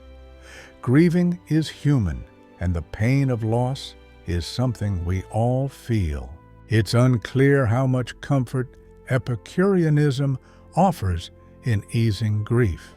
Epicurus might say grief comes from missing your friend's presence, but he'd also insist that deep sorrow often arises from wrong beliefs. Assuming your friend now suffers, thinking they're punished, feeling guilty for not saving them, or believing life is unlivable without them. Removing these misunderstandings should leave only the natural, manageable longing for someone, which eases over time. But is that enough? Many view grief as more than just pain. It's a deep reaction to love and a testament to the relationship's worth. Quick fixes could feel like minimizing the person's importance. Epicurus would probably argue he's not suggesting we erase grief altogether, but rather cut down the unnecessary stress and wrong ideas that make it worse. You can honor your friend's memory, hold on to the good times, and slowly heal without getting caught up in concerns about the afterlife or personal shortcomings.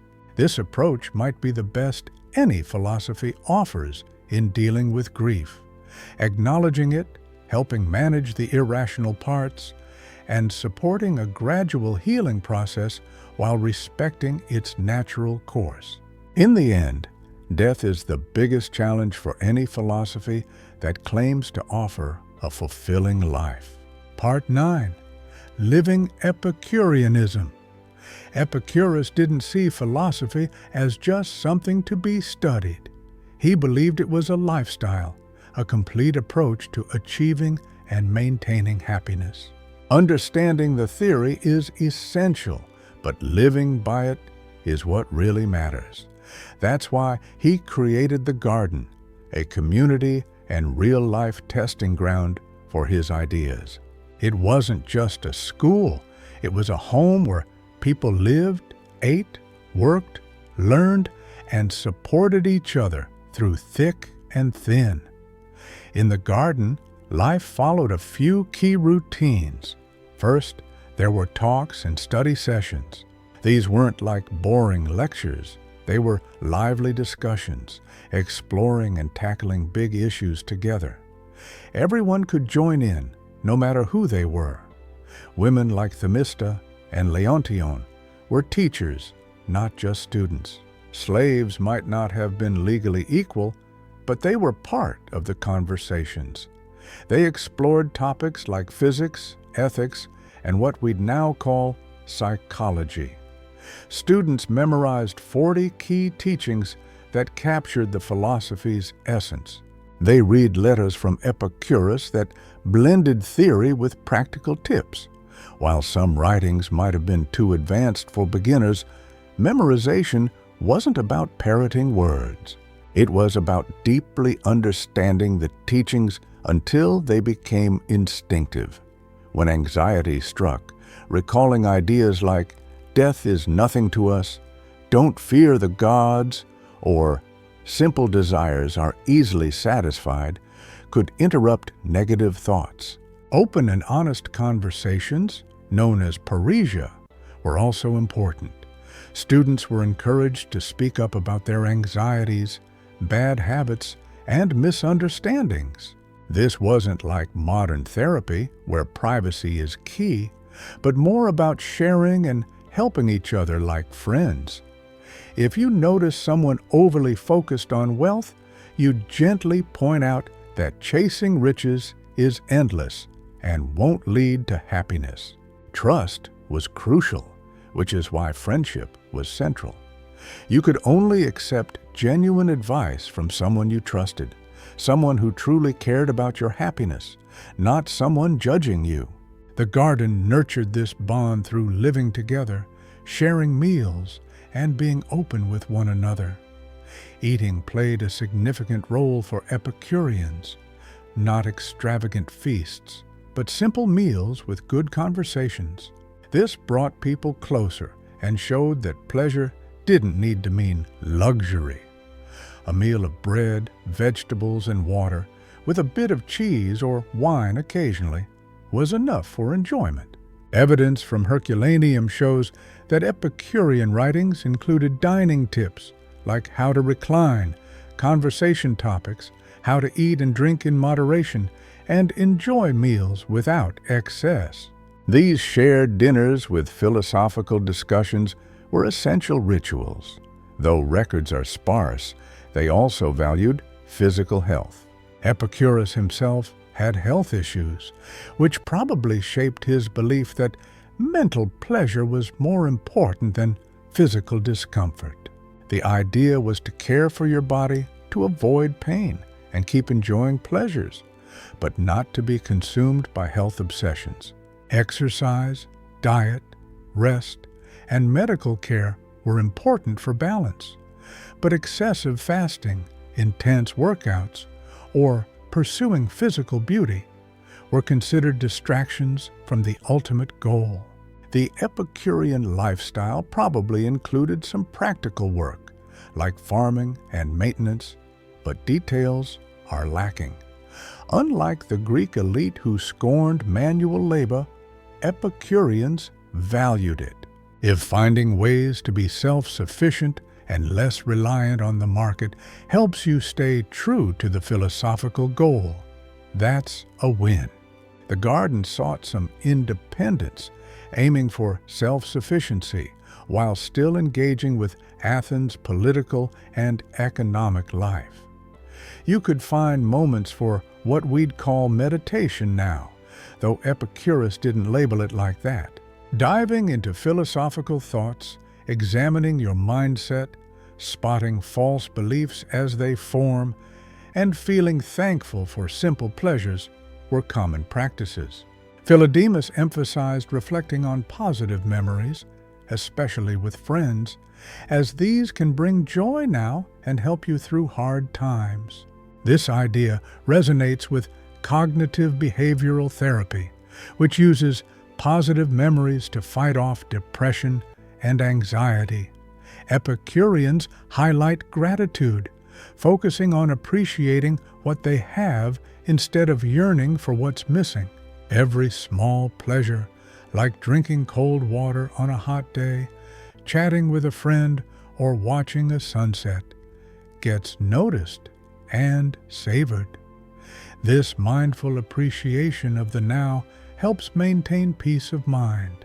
Today's mindfulness meditation echoes this focus on being present and accepting it without fuss. Although Epicureanism lacks the structured meditation practices of Buddhism, the psychological approach is similar.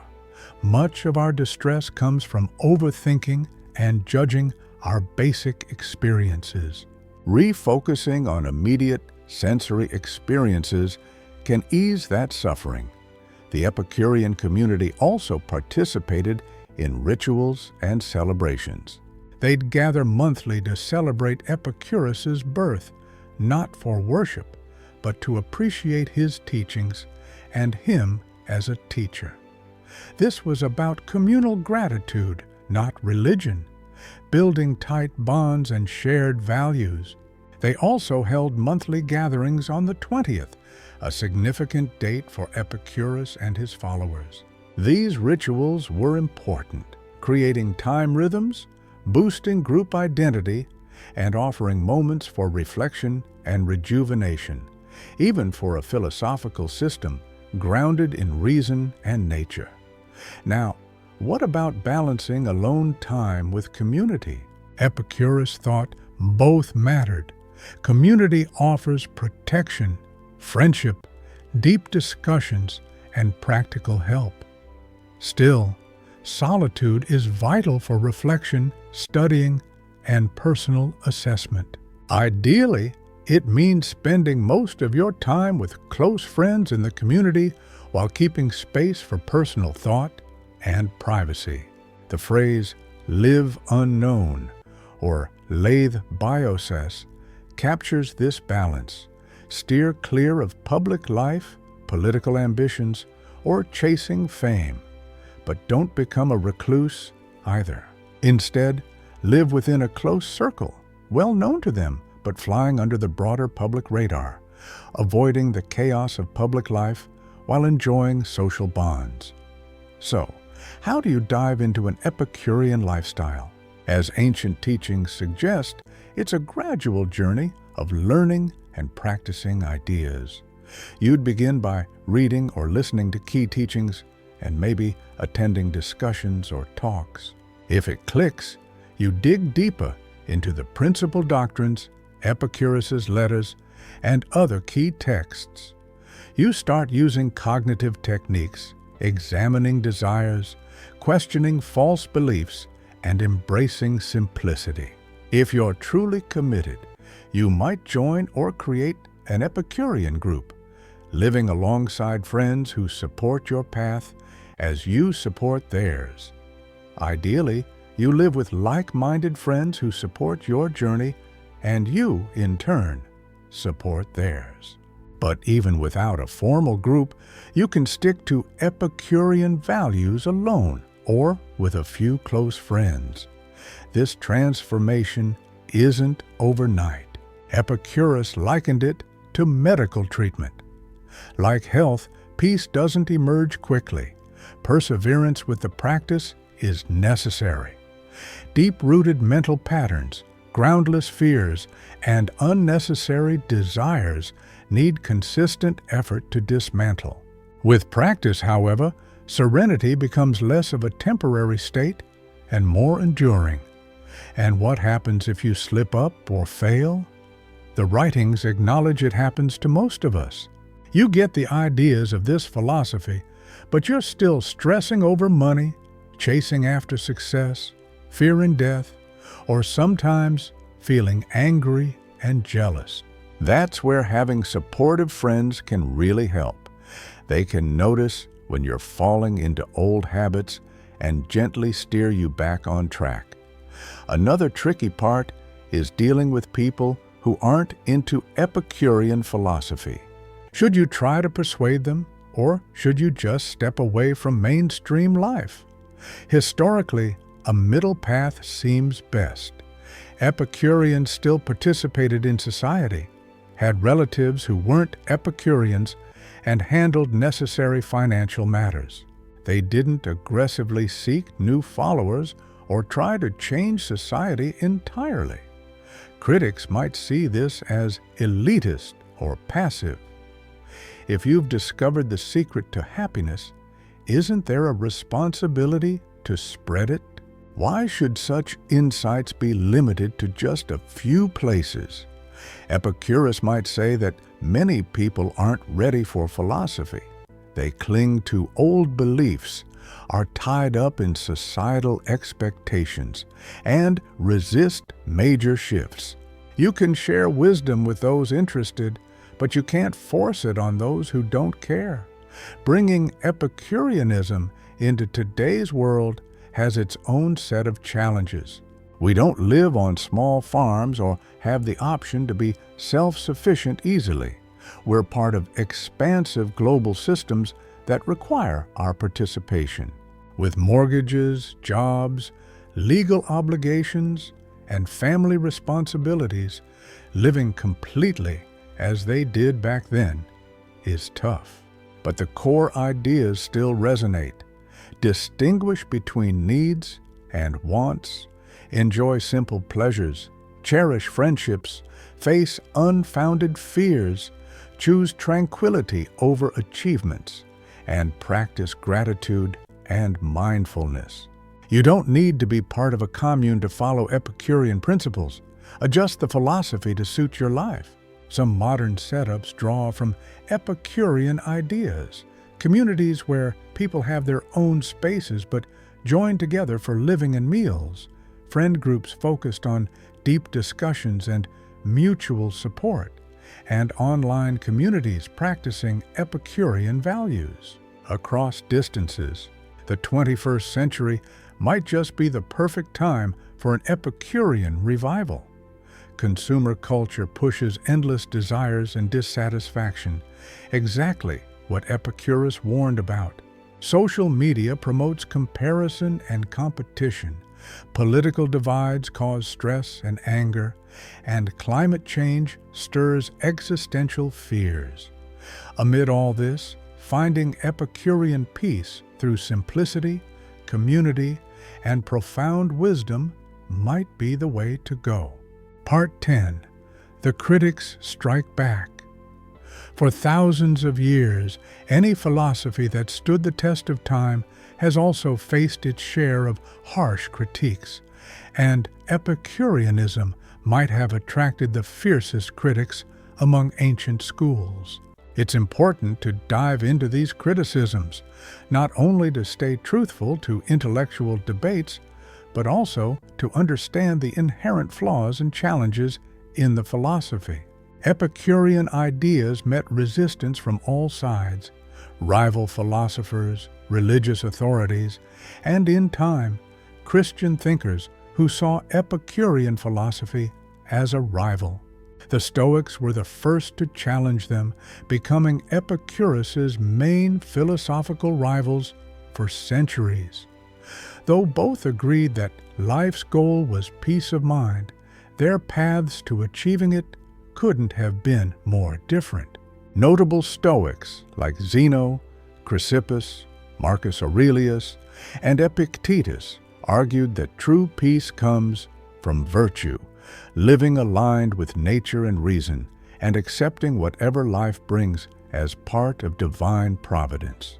They criticized Epicureans for focusing on pleasure, misunderstanding human nature, and claimed true fulfillment comes from using our rational abilities virtuously.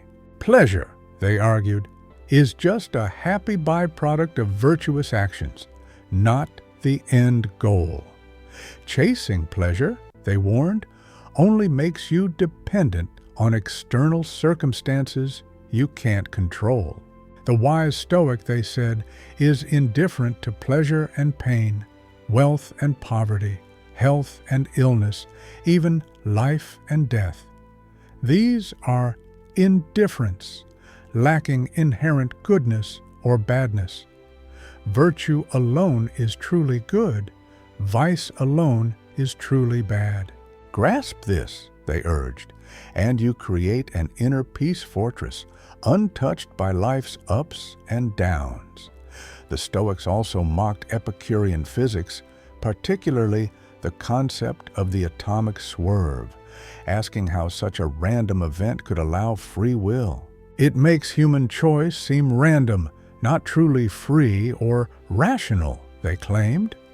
Stoics leaned towards determinism, believing everything happens due to divine reason. The logos and real freedom lies in understanding and accepting this inevitability. They criticized Epicureans for avoiding public life, branding it cowardly and selfish. Stoics viewed humans as social beings within a cosmic community, with responsibilities to others and the universal rational order. Retreating to a peaceful garden while the world suffers was a moral failing, they argued. Epicureans fired back, saying Stoic virtue was just another misguided belief causing unnecessary suffering. They suggested Stoics couldn't truly ignore pain. Either they felt it and wouldn't admit it, or their approach was inhuman, ignoring a natural aversion to pain. Epicureans saw Stoic acceptance of events as divinely planned, as another irrational leap of faith, no different from religious beliefs. Stoic political involvement, they claimed, only led to endless struggles, managing fools, making tough choices without enough information, and facing unavoidable setbacks.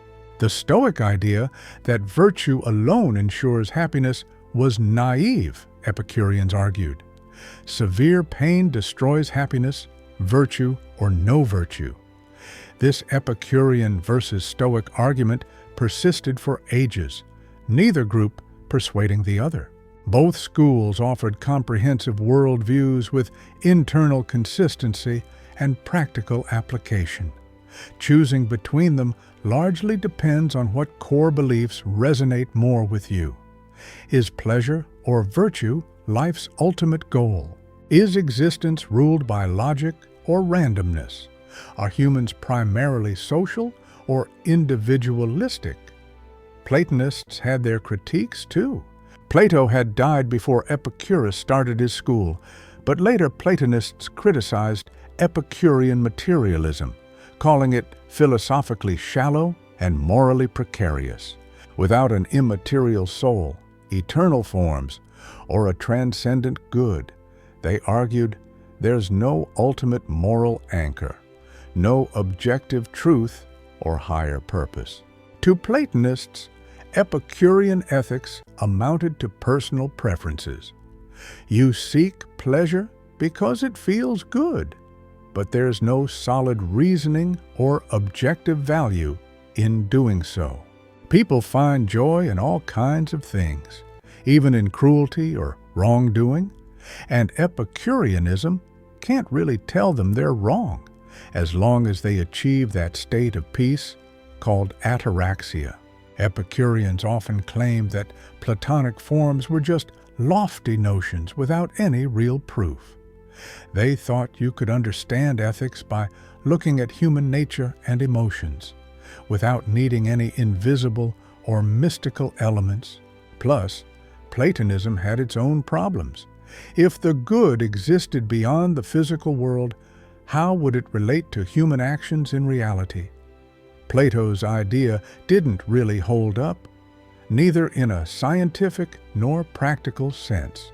Yet, the most significant challenge came from Christianity.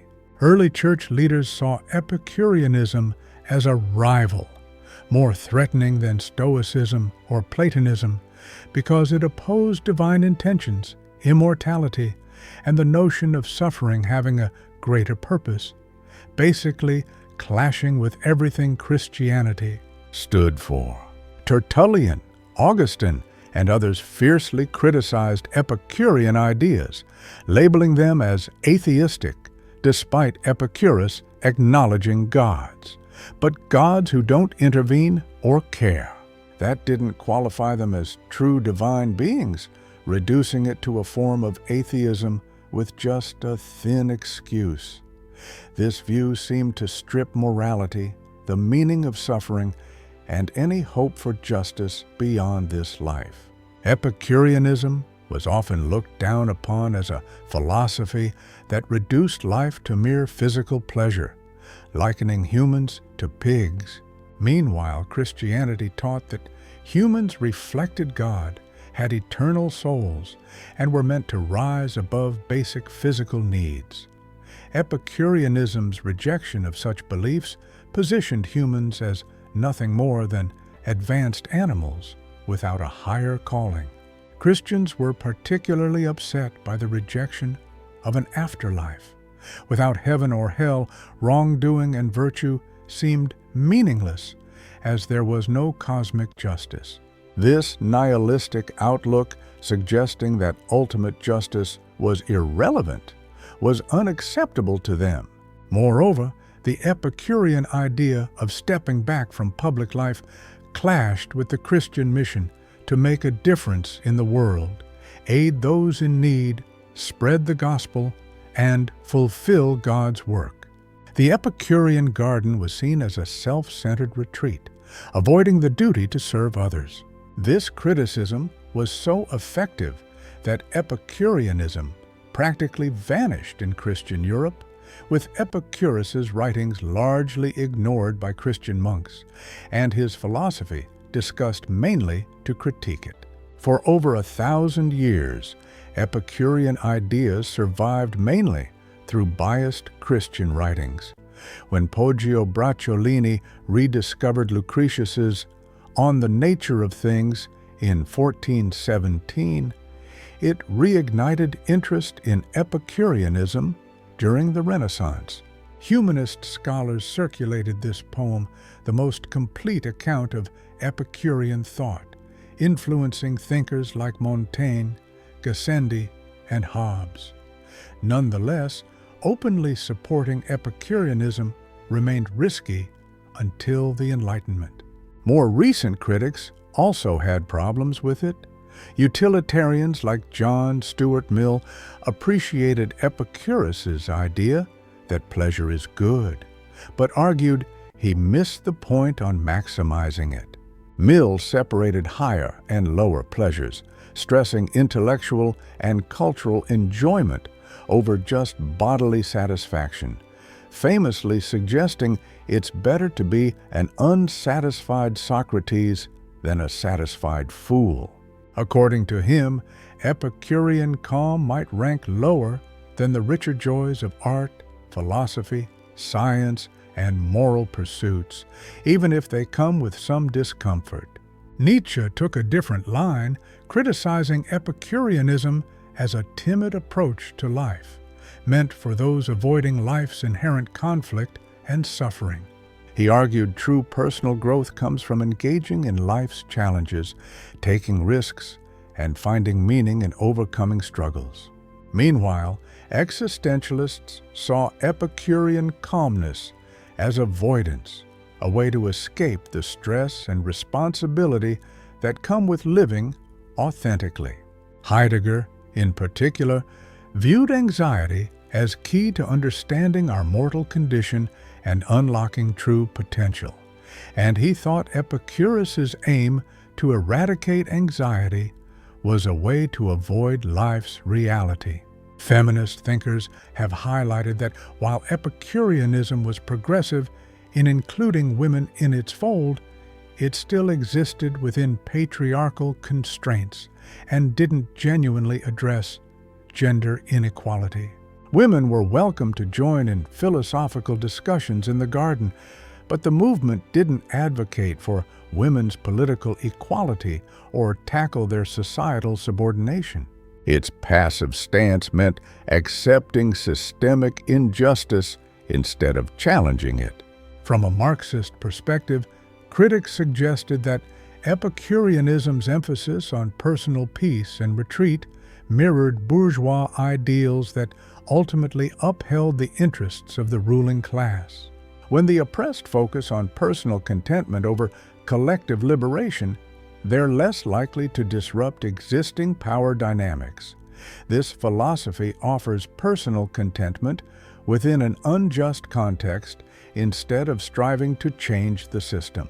Environmentalists might argue that by emphasizing personal tranquility, Epicureanism could result in less concern about ecological damage, as long as individual peace is preserved. By enjoying a simple life in your garden, you might miss the broader issues like climate change, species loss, and environmental degradation happening outside. These critiques bring up valid points. Epicureanism might be perceived as downplaying engagement, struggle, morality beyond self-interest, collective action, and the broader potential for humanity. It boils everything down to atoms and void, pleasure and pain, possibly overlooking essential aspects of human experience. However, supporters assert that many of these criticisms misunderstand or simplify the philosophy. Epicureanism isn't about merely seeking pleasure or selfish seclusion. It's a sophisticated path to lasting well-being through understanding, virtue, and community. Its naturalism and evidence-based approach were actually forward-thinking scientific developments, not nihilistic attitudes. The focus on the individual allowed for personal freedom amidst societal demands. The debate between critics and supporters points to a significant truth. No philosophy is perfect or all-encompassing. Every approach involves trade-offs, prioritizing certain values over others, with their own benefits and limitations. Epicureanism deserves both praise for its insights and an honest acknowledgement of its shortcomings. Part 11. Where Epicureanism falls short. Let's dive into the internal conflicts and real oversights of Epicureanism, even if we roll with its own assumptions. These aren't knocks from rival philosophies, but stuff that crops up from Epicurean logic and practice itself. First off, there's a core issue, trying to position pleasure as both the benchmark and the goal, specifically in the form of ataraxia. Epicurus pushes the idea that pleasure is the highest good, while pain is the worst evil. Yet, he also claims the peak of pleasure is ataraxia, or a state without pain and disturbance. This stirs up confusion. Does pleasure boil down to being satisfied that's kinetic pleasure? Or is it about hitting a state of stability or katastematic pleasure? If it's all about kinetic pleasure, then ataraxia doesn't stand as the highest form of pleasure. It hits more like a middle ground, where pleasure and pain don't play a role. But Epicurus insists ataraxia is the ultimate pleasure. This might mean tweaking pleasure to just mean what's worth aiming for, losing the grounded wisdom that initially made hedonism seem clever. The issue becomes more glaring when Epicurus suggests that reaching ataraxia means no more added pleasure, just variations of it. This clashes with real life. When a person discovers peace and then enjoys a hearty conversation, a delightful meal, or a captivating scene, it feels like their pleasure grows, not merely shifts. If these dynamic pleasures don't enhance the pleasure of ataraxia, what's the point of chasing them? Epicurus might suggest they merely shift pleasure without adding to it, but that feels like needless nitpicking. This logic only holds if we redefine pleasure as overall satisfaction instead of genuine sensations. But doing this loses hedonism's simplicity and drags us into abstract debates about what makes life good. The second problem, juggling self-interest with friendship. Epicurus says every action is motivated by self-interest, aiming at personal pleasure. Yet, he also claims true friendship means valuing another for who they are, not for personal gain. This creates a conflict. The attempt to reconcile these ideas, saying a friend's welfare becomes part of your own, might fit psychologically, but falls flat philosophically. It suggests friendship is purely self-serving, as if you care about a friend solely because their happiness leads to yours. If you could be content without them, their happiness wouldn't matter to you. This viewpoint overlooks the heart of friendship, caring for someone beyond personal contentment. The issue gets trickier with sacrifices in friendship. If you lay down your life for a friend, you won't enjoy pleasure from their ongoing life, since you'd be gone. Epicurus argues you'd choose this because living with guilt would be unbearable. But that assumes you'd survive, which contradicts the situation. The choice deals with facing death, knowing there's no future pleasure to be had. How does this fit with chasing maximum pleasure? Some hardcore Epicureans agree. True self-sacrifice doesn't jibe with Epicurean logic. If you grasp death as the finale of pleasure, sacrificing for someone else just doesn't make sense. But this belief feels morally unsettling, ignoring a noble human action. Third snag, zeroing in solely on present pleasures and pains. Epicurus states that only current pleasure and pain are relevant since you only experience the present. Past and future don't exist, affecting us only through memories and predictions. But this doesn't seem to align with human experience and makes planning tough. If only the present counts, why save for the future? Why swap present joys for future rewards? Epicurus's reply is that worrying now about the future cancels out the joy of immediate pleasure, making prudence valuable. But this seems patched together to fit common sense instead of flowing naturally from his principle. Digging deeper, humans care about their lives as narratives, focusing on coherence, meaning, and direction. We treasure accomplishments, legacies, and long-term goals that extend beyond immediate situations. Epicureanism stumbles when it tries to deal with life's timeline, oversimplifying it to just moments. The fourth problem is the gap between theory and real life regarding desires. Epicurus says to ditch unnecessary desires and focus on what's essential. But in the real world, once you've been used to luxury and variety, going back to simplicity doesn't bring the same joy. You get accustomed to pleasures and miss them when they're gone, while you also get used to hardships and handle them better over time. Epicurus's advice to develop the right mindset from the beginning doesn't really help those living in today's consumer-focused world. Saying bread and water can satisfy like a lavish meal if you change your mindset is not very realistic. Our needs and wants are deeply rooted, and philosophical ideals can't just brush them aside. The fifth issue is about staying out of public affairs. Even if you agree with Epicurean values, staying away from public life can be risky. Your peace of mind depends on a stable society with laws and protection.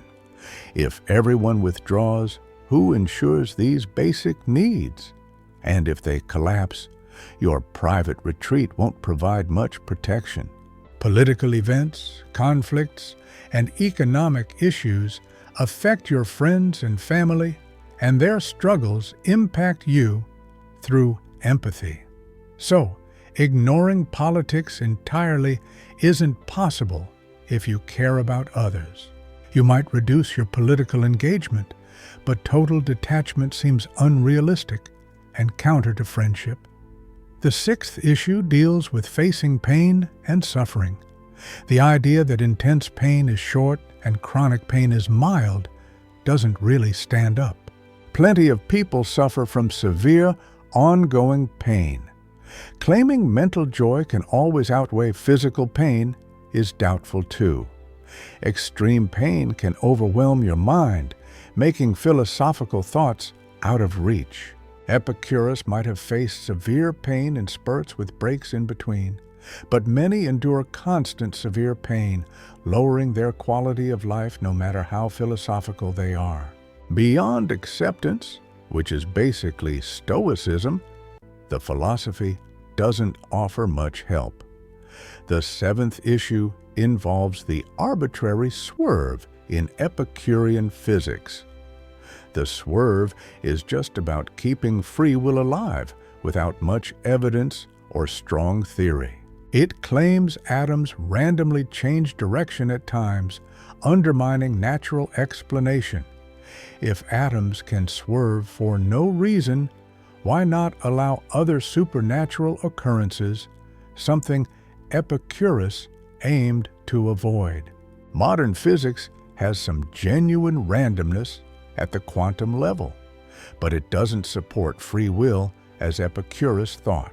Quantum randomness is different from intentional decisions, and connecting small-scale randomness to large-scale free will is still puzzling. The eighth issue is about the gods. Epicurus's approach to theology is shaky, trying to have gods but make them irrelevant. If gods exist but don't do anything or care about us, why bother mentioning them? It feels like Epicurus tiptoes around atheism to avoid trouble while acting like an atheist. Why not just embrace atheism? Maybe Epicurus thought true atheism wouldn't fly, so he invented a kind of theism that keeps the word God but strips out the scary parts. This seems more like wordplay than a solid argument. Finally, the ninth issue is with his social contract theory of justice, which seems flawed. If justice is just about agreements for mutual benefit, we owe nothing to those outside these contracts: future generations, distant strangers, the severely disabled who can't reciprocate, or animals. This view limits moral responsibility a lot. Plus, those with power might decide that breaking the rules, taking the consequences, or even rigging the system to avoid punishment brings more pleasure than following the rules. Why should those in power settle for being on equal footing with the weaker when they have the ability to dominate? A social agreement driven by self-interest alone doesn't have a strong moral backbone and might feel unreliable. Here's the 10th issue, the impossible perfection suggested in the idea of the wise person. Epicurus describes a sage who is perfectly serene, always making sound decisions, and never gets frazzled. But aiming for this high standard seems unrealistic for most, making it an impractical guide. It's like telling someone they must never get sick to achieve perfect health or never make mistakes to attain perfect wisdom. In reality, people are imperfect. They have emotions and they make mistakes. We need a philosophy that helps us make improvements, not one aiming for an unreachable goal. Then there's a bigger problem. Epicureanism claims it's grounded purely in nature and logic without needing belief. Yet it requires a significant leap of faith in a complex metaphysical framework, especially concerning atomic theory, consciousness, and a lack of an afterlife. If these core assumptions are wrong, the whole philosophy could collapse. This makes it more inflexible and easier to disprove and less useful for everyone. These contradictions and issues matter. Despite its valuable ideas, Epicureanism faces legitimate criticism due to its gaps, inconsistencies, and narrow applicability.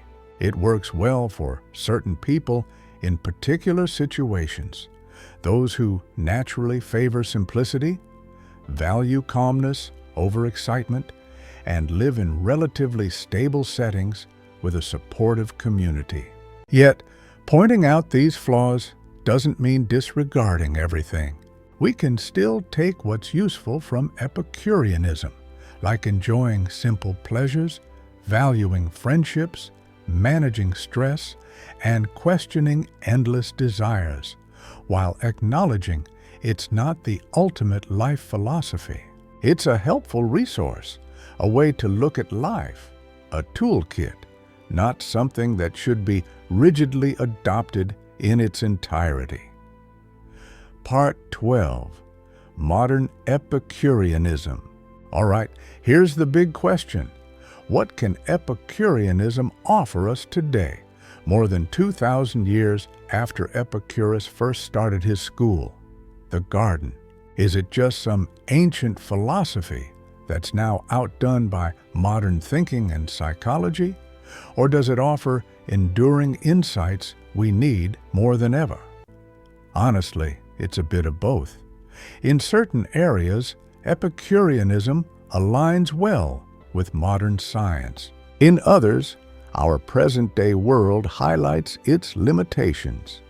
Plus, there are aspects where our current challenges seem to demand precisely the kind of wisdom Epicurus advocated. Let's begin with where it holds up.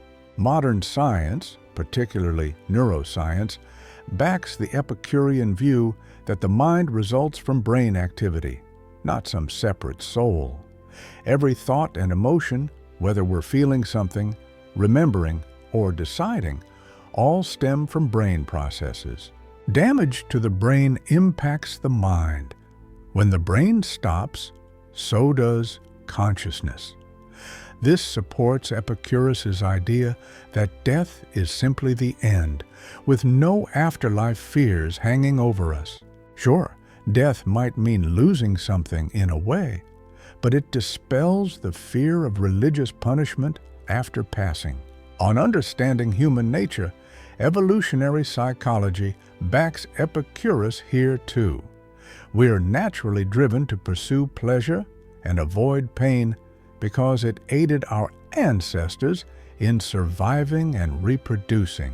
Our basic instincts are geared toward simple pleasures like food, safety, and social bonds, rooting ethics in our nature rather than rules imposed by culture or divinity.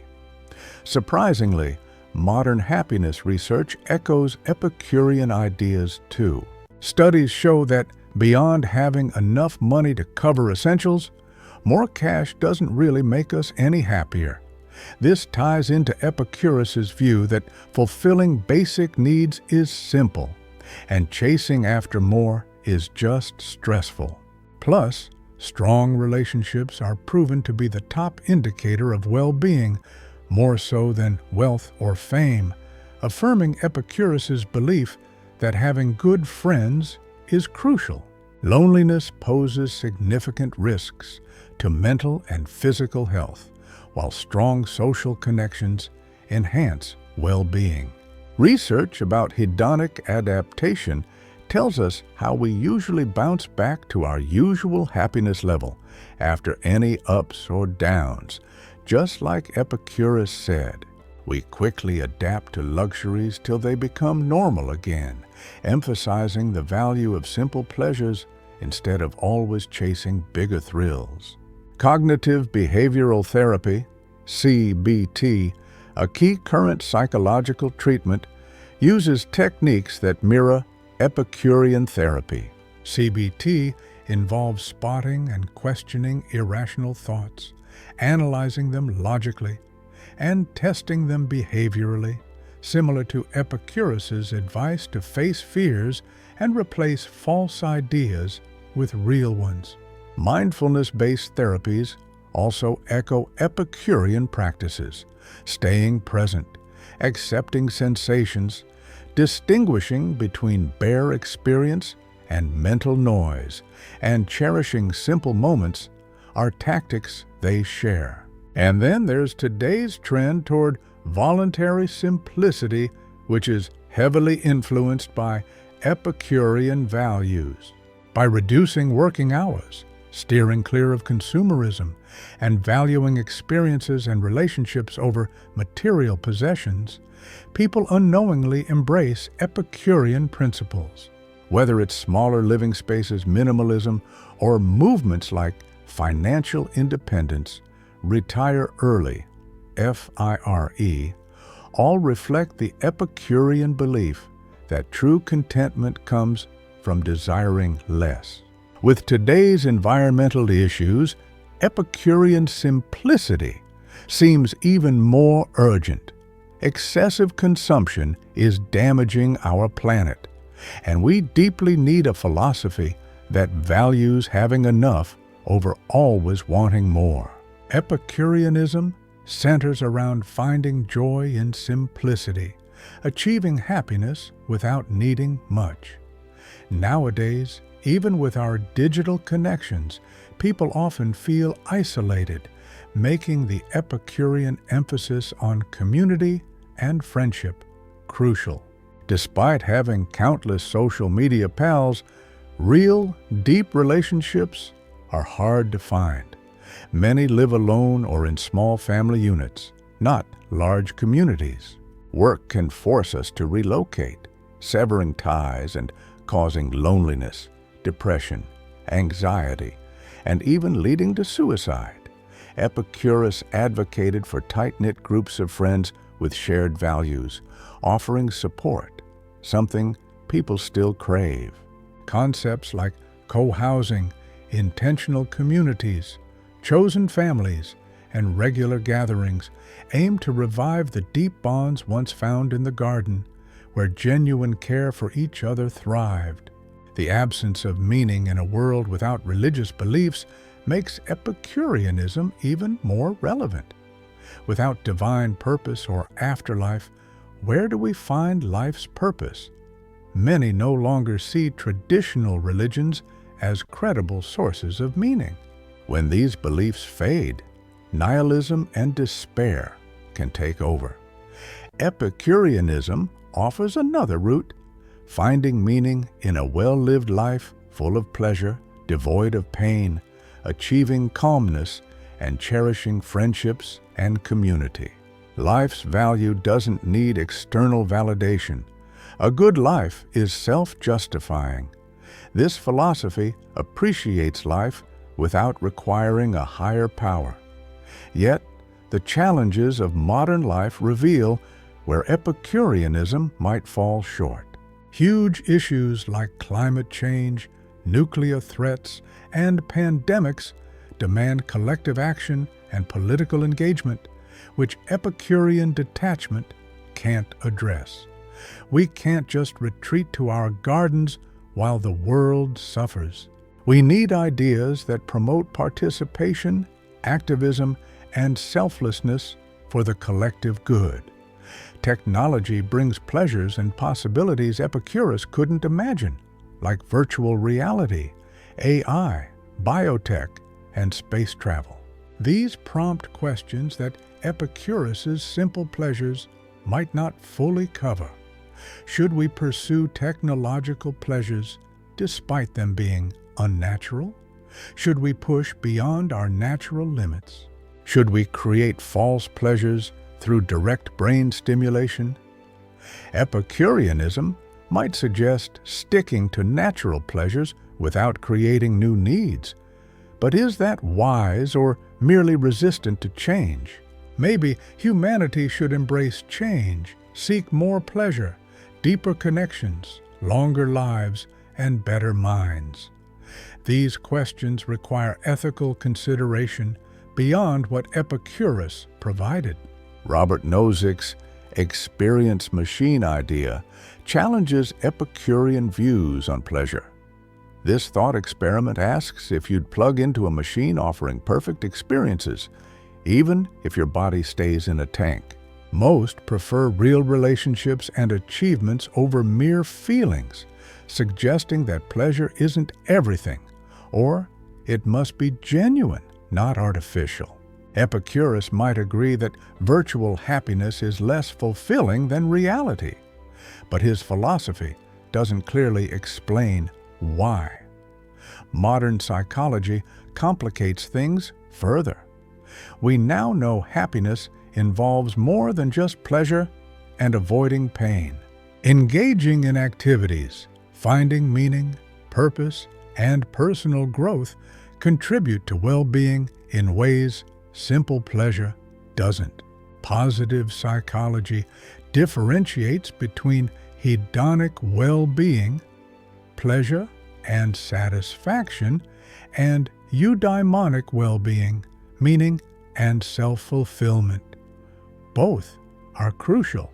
This echoes the old debate between Epicureans and Aristotelians on whether happiness or flourishing should be the aim.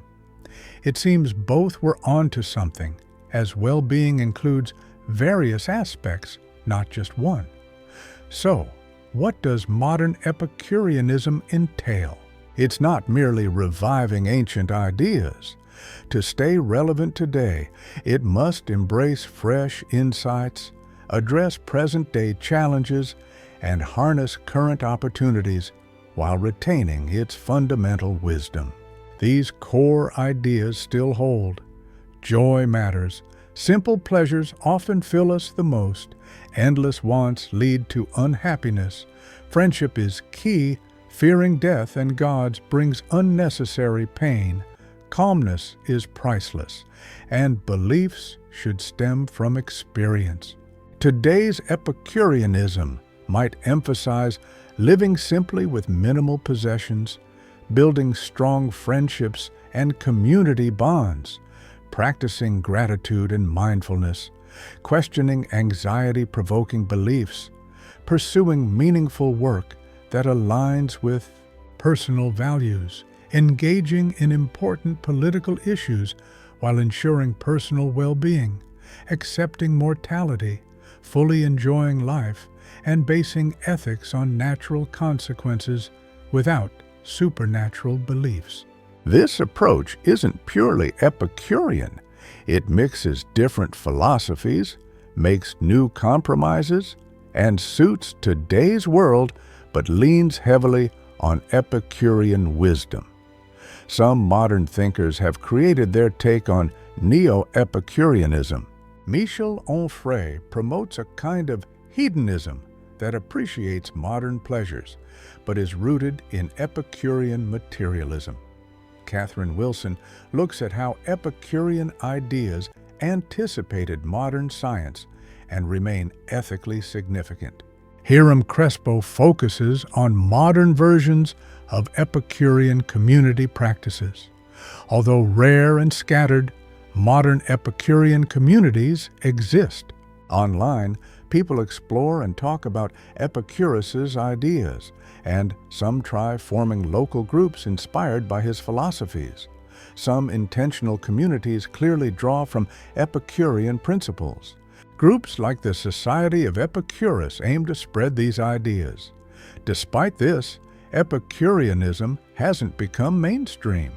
It may seem too gentle, humble, and accepting for times that value ambition and change. It advocates contentment when society pushes for constant progress, simple pleasures amidst luxury, and withdrawal when action seems crucial. But this could actually be its strength. Today's culture makes us unhappy, constantly wanting more, comparing ourselves to unrealistic standards, and damaging our world and each other in the pursuit. We need alternatives, philosophies that tell us what we have is enough, that prioritize being over having, and that find richness in friendships over possessions. Epicureanism might never dominate philosophical thought because it doesn't promise power, fame, transformation, or a definitive answer to life's ultimate meaning. Instead, it offers something humbler but potentially more achievable. A good life within nature's and humanity's confines, and within the limits of our mortality. It's not everything you might desire, but everything you truly need. Not immortality, but a life well lived. Not a grand cosmic purpose, but pleasure, friendship, tranquility here on earth. In these tense times, with environmental crises and social divides, amidst fabricated needs and created desires, in a world focused on comparison and competition, perhaps this ancient Greek philosopher and his simple garden have something crucial to offer us. Not everything, not the ultimate answer, but something deeply needed. Understanding that happiness is real, natural, and attainable if we truly understand our needs and rid ourselves of what isn't. That's Epicurus's lasting gift, the chance at peace through understanding, the promise of pleasure in simplicity, and the path to a good life through nature, reason, and friendship. Accepting this gift depends on our ability to break free from cultural pressures, our endless yearning, and our fear of missing out, as well as our courage to say, "This, here, now, is enough. I am content. I am happy. I am at peace."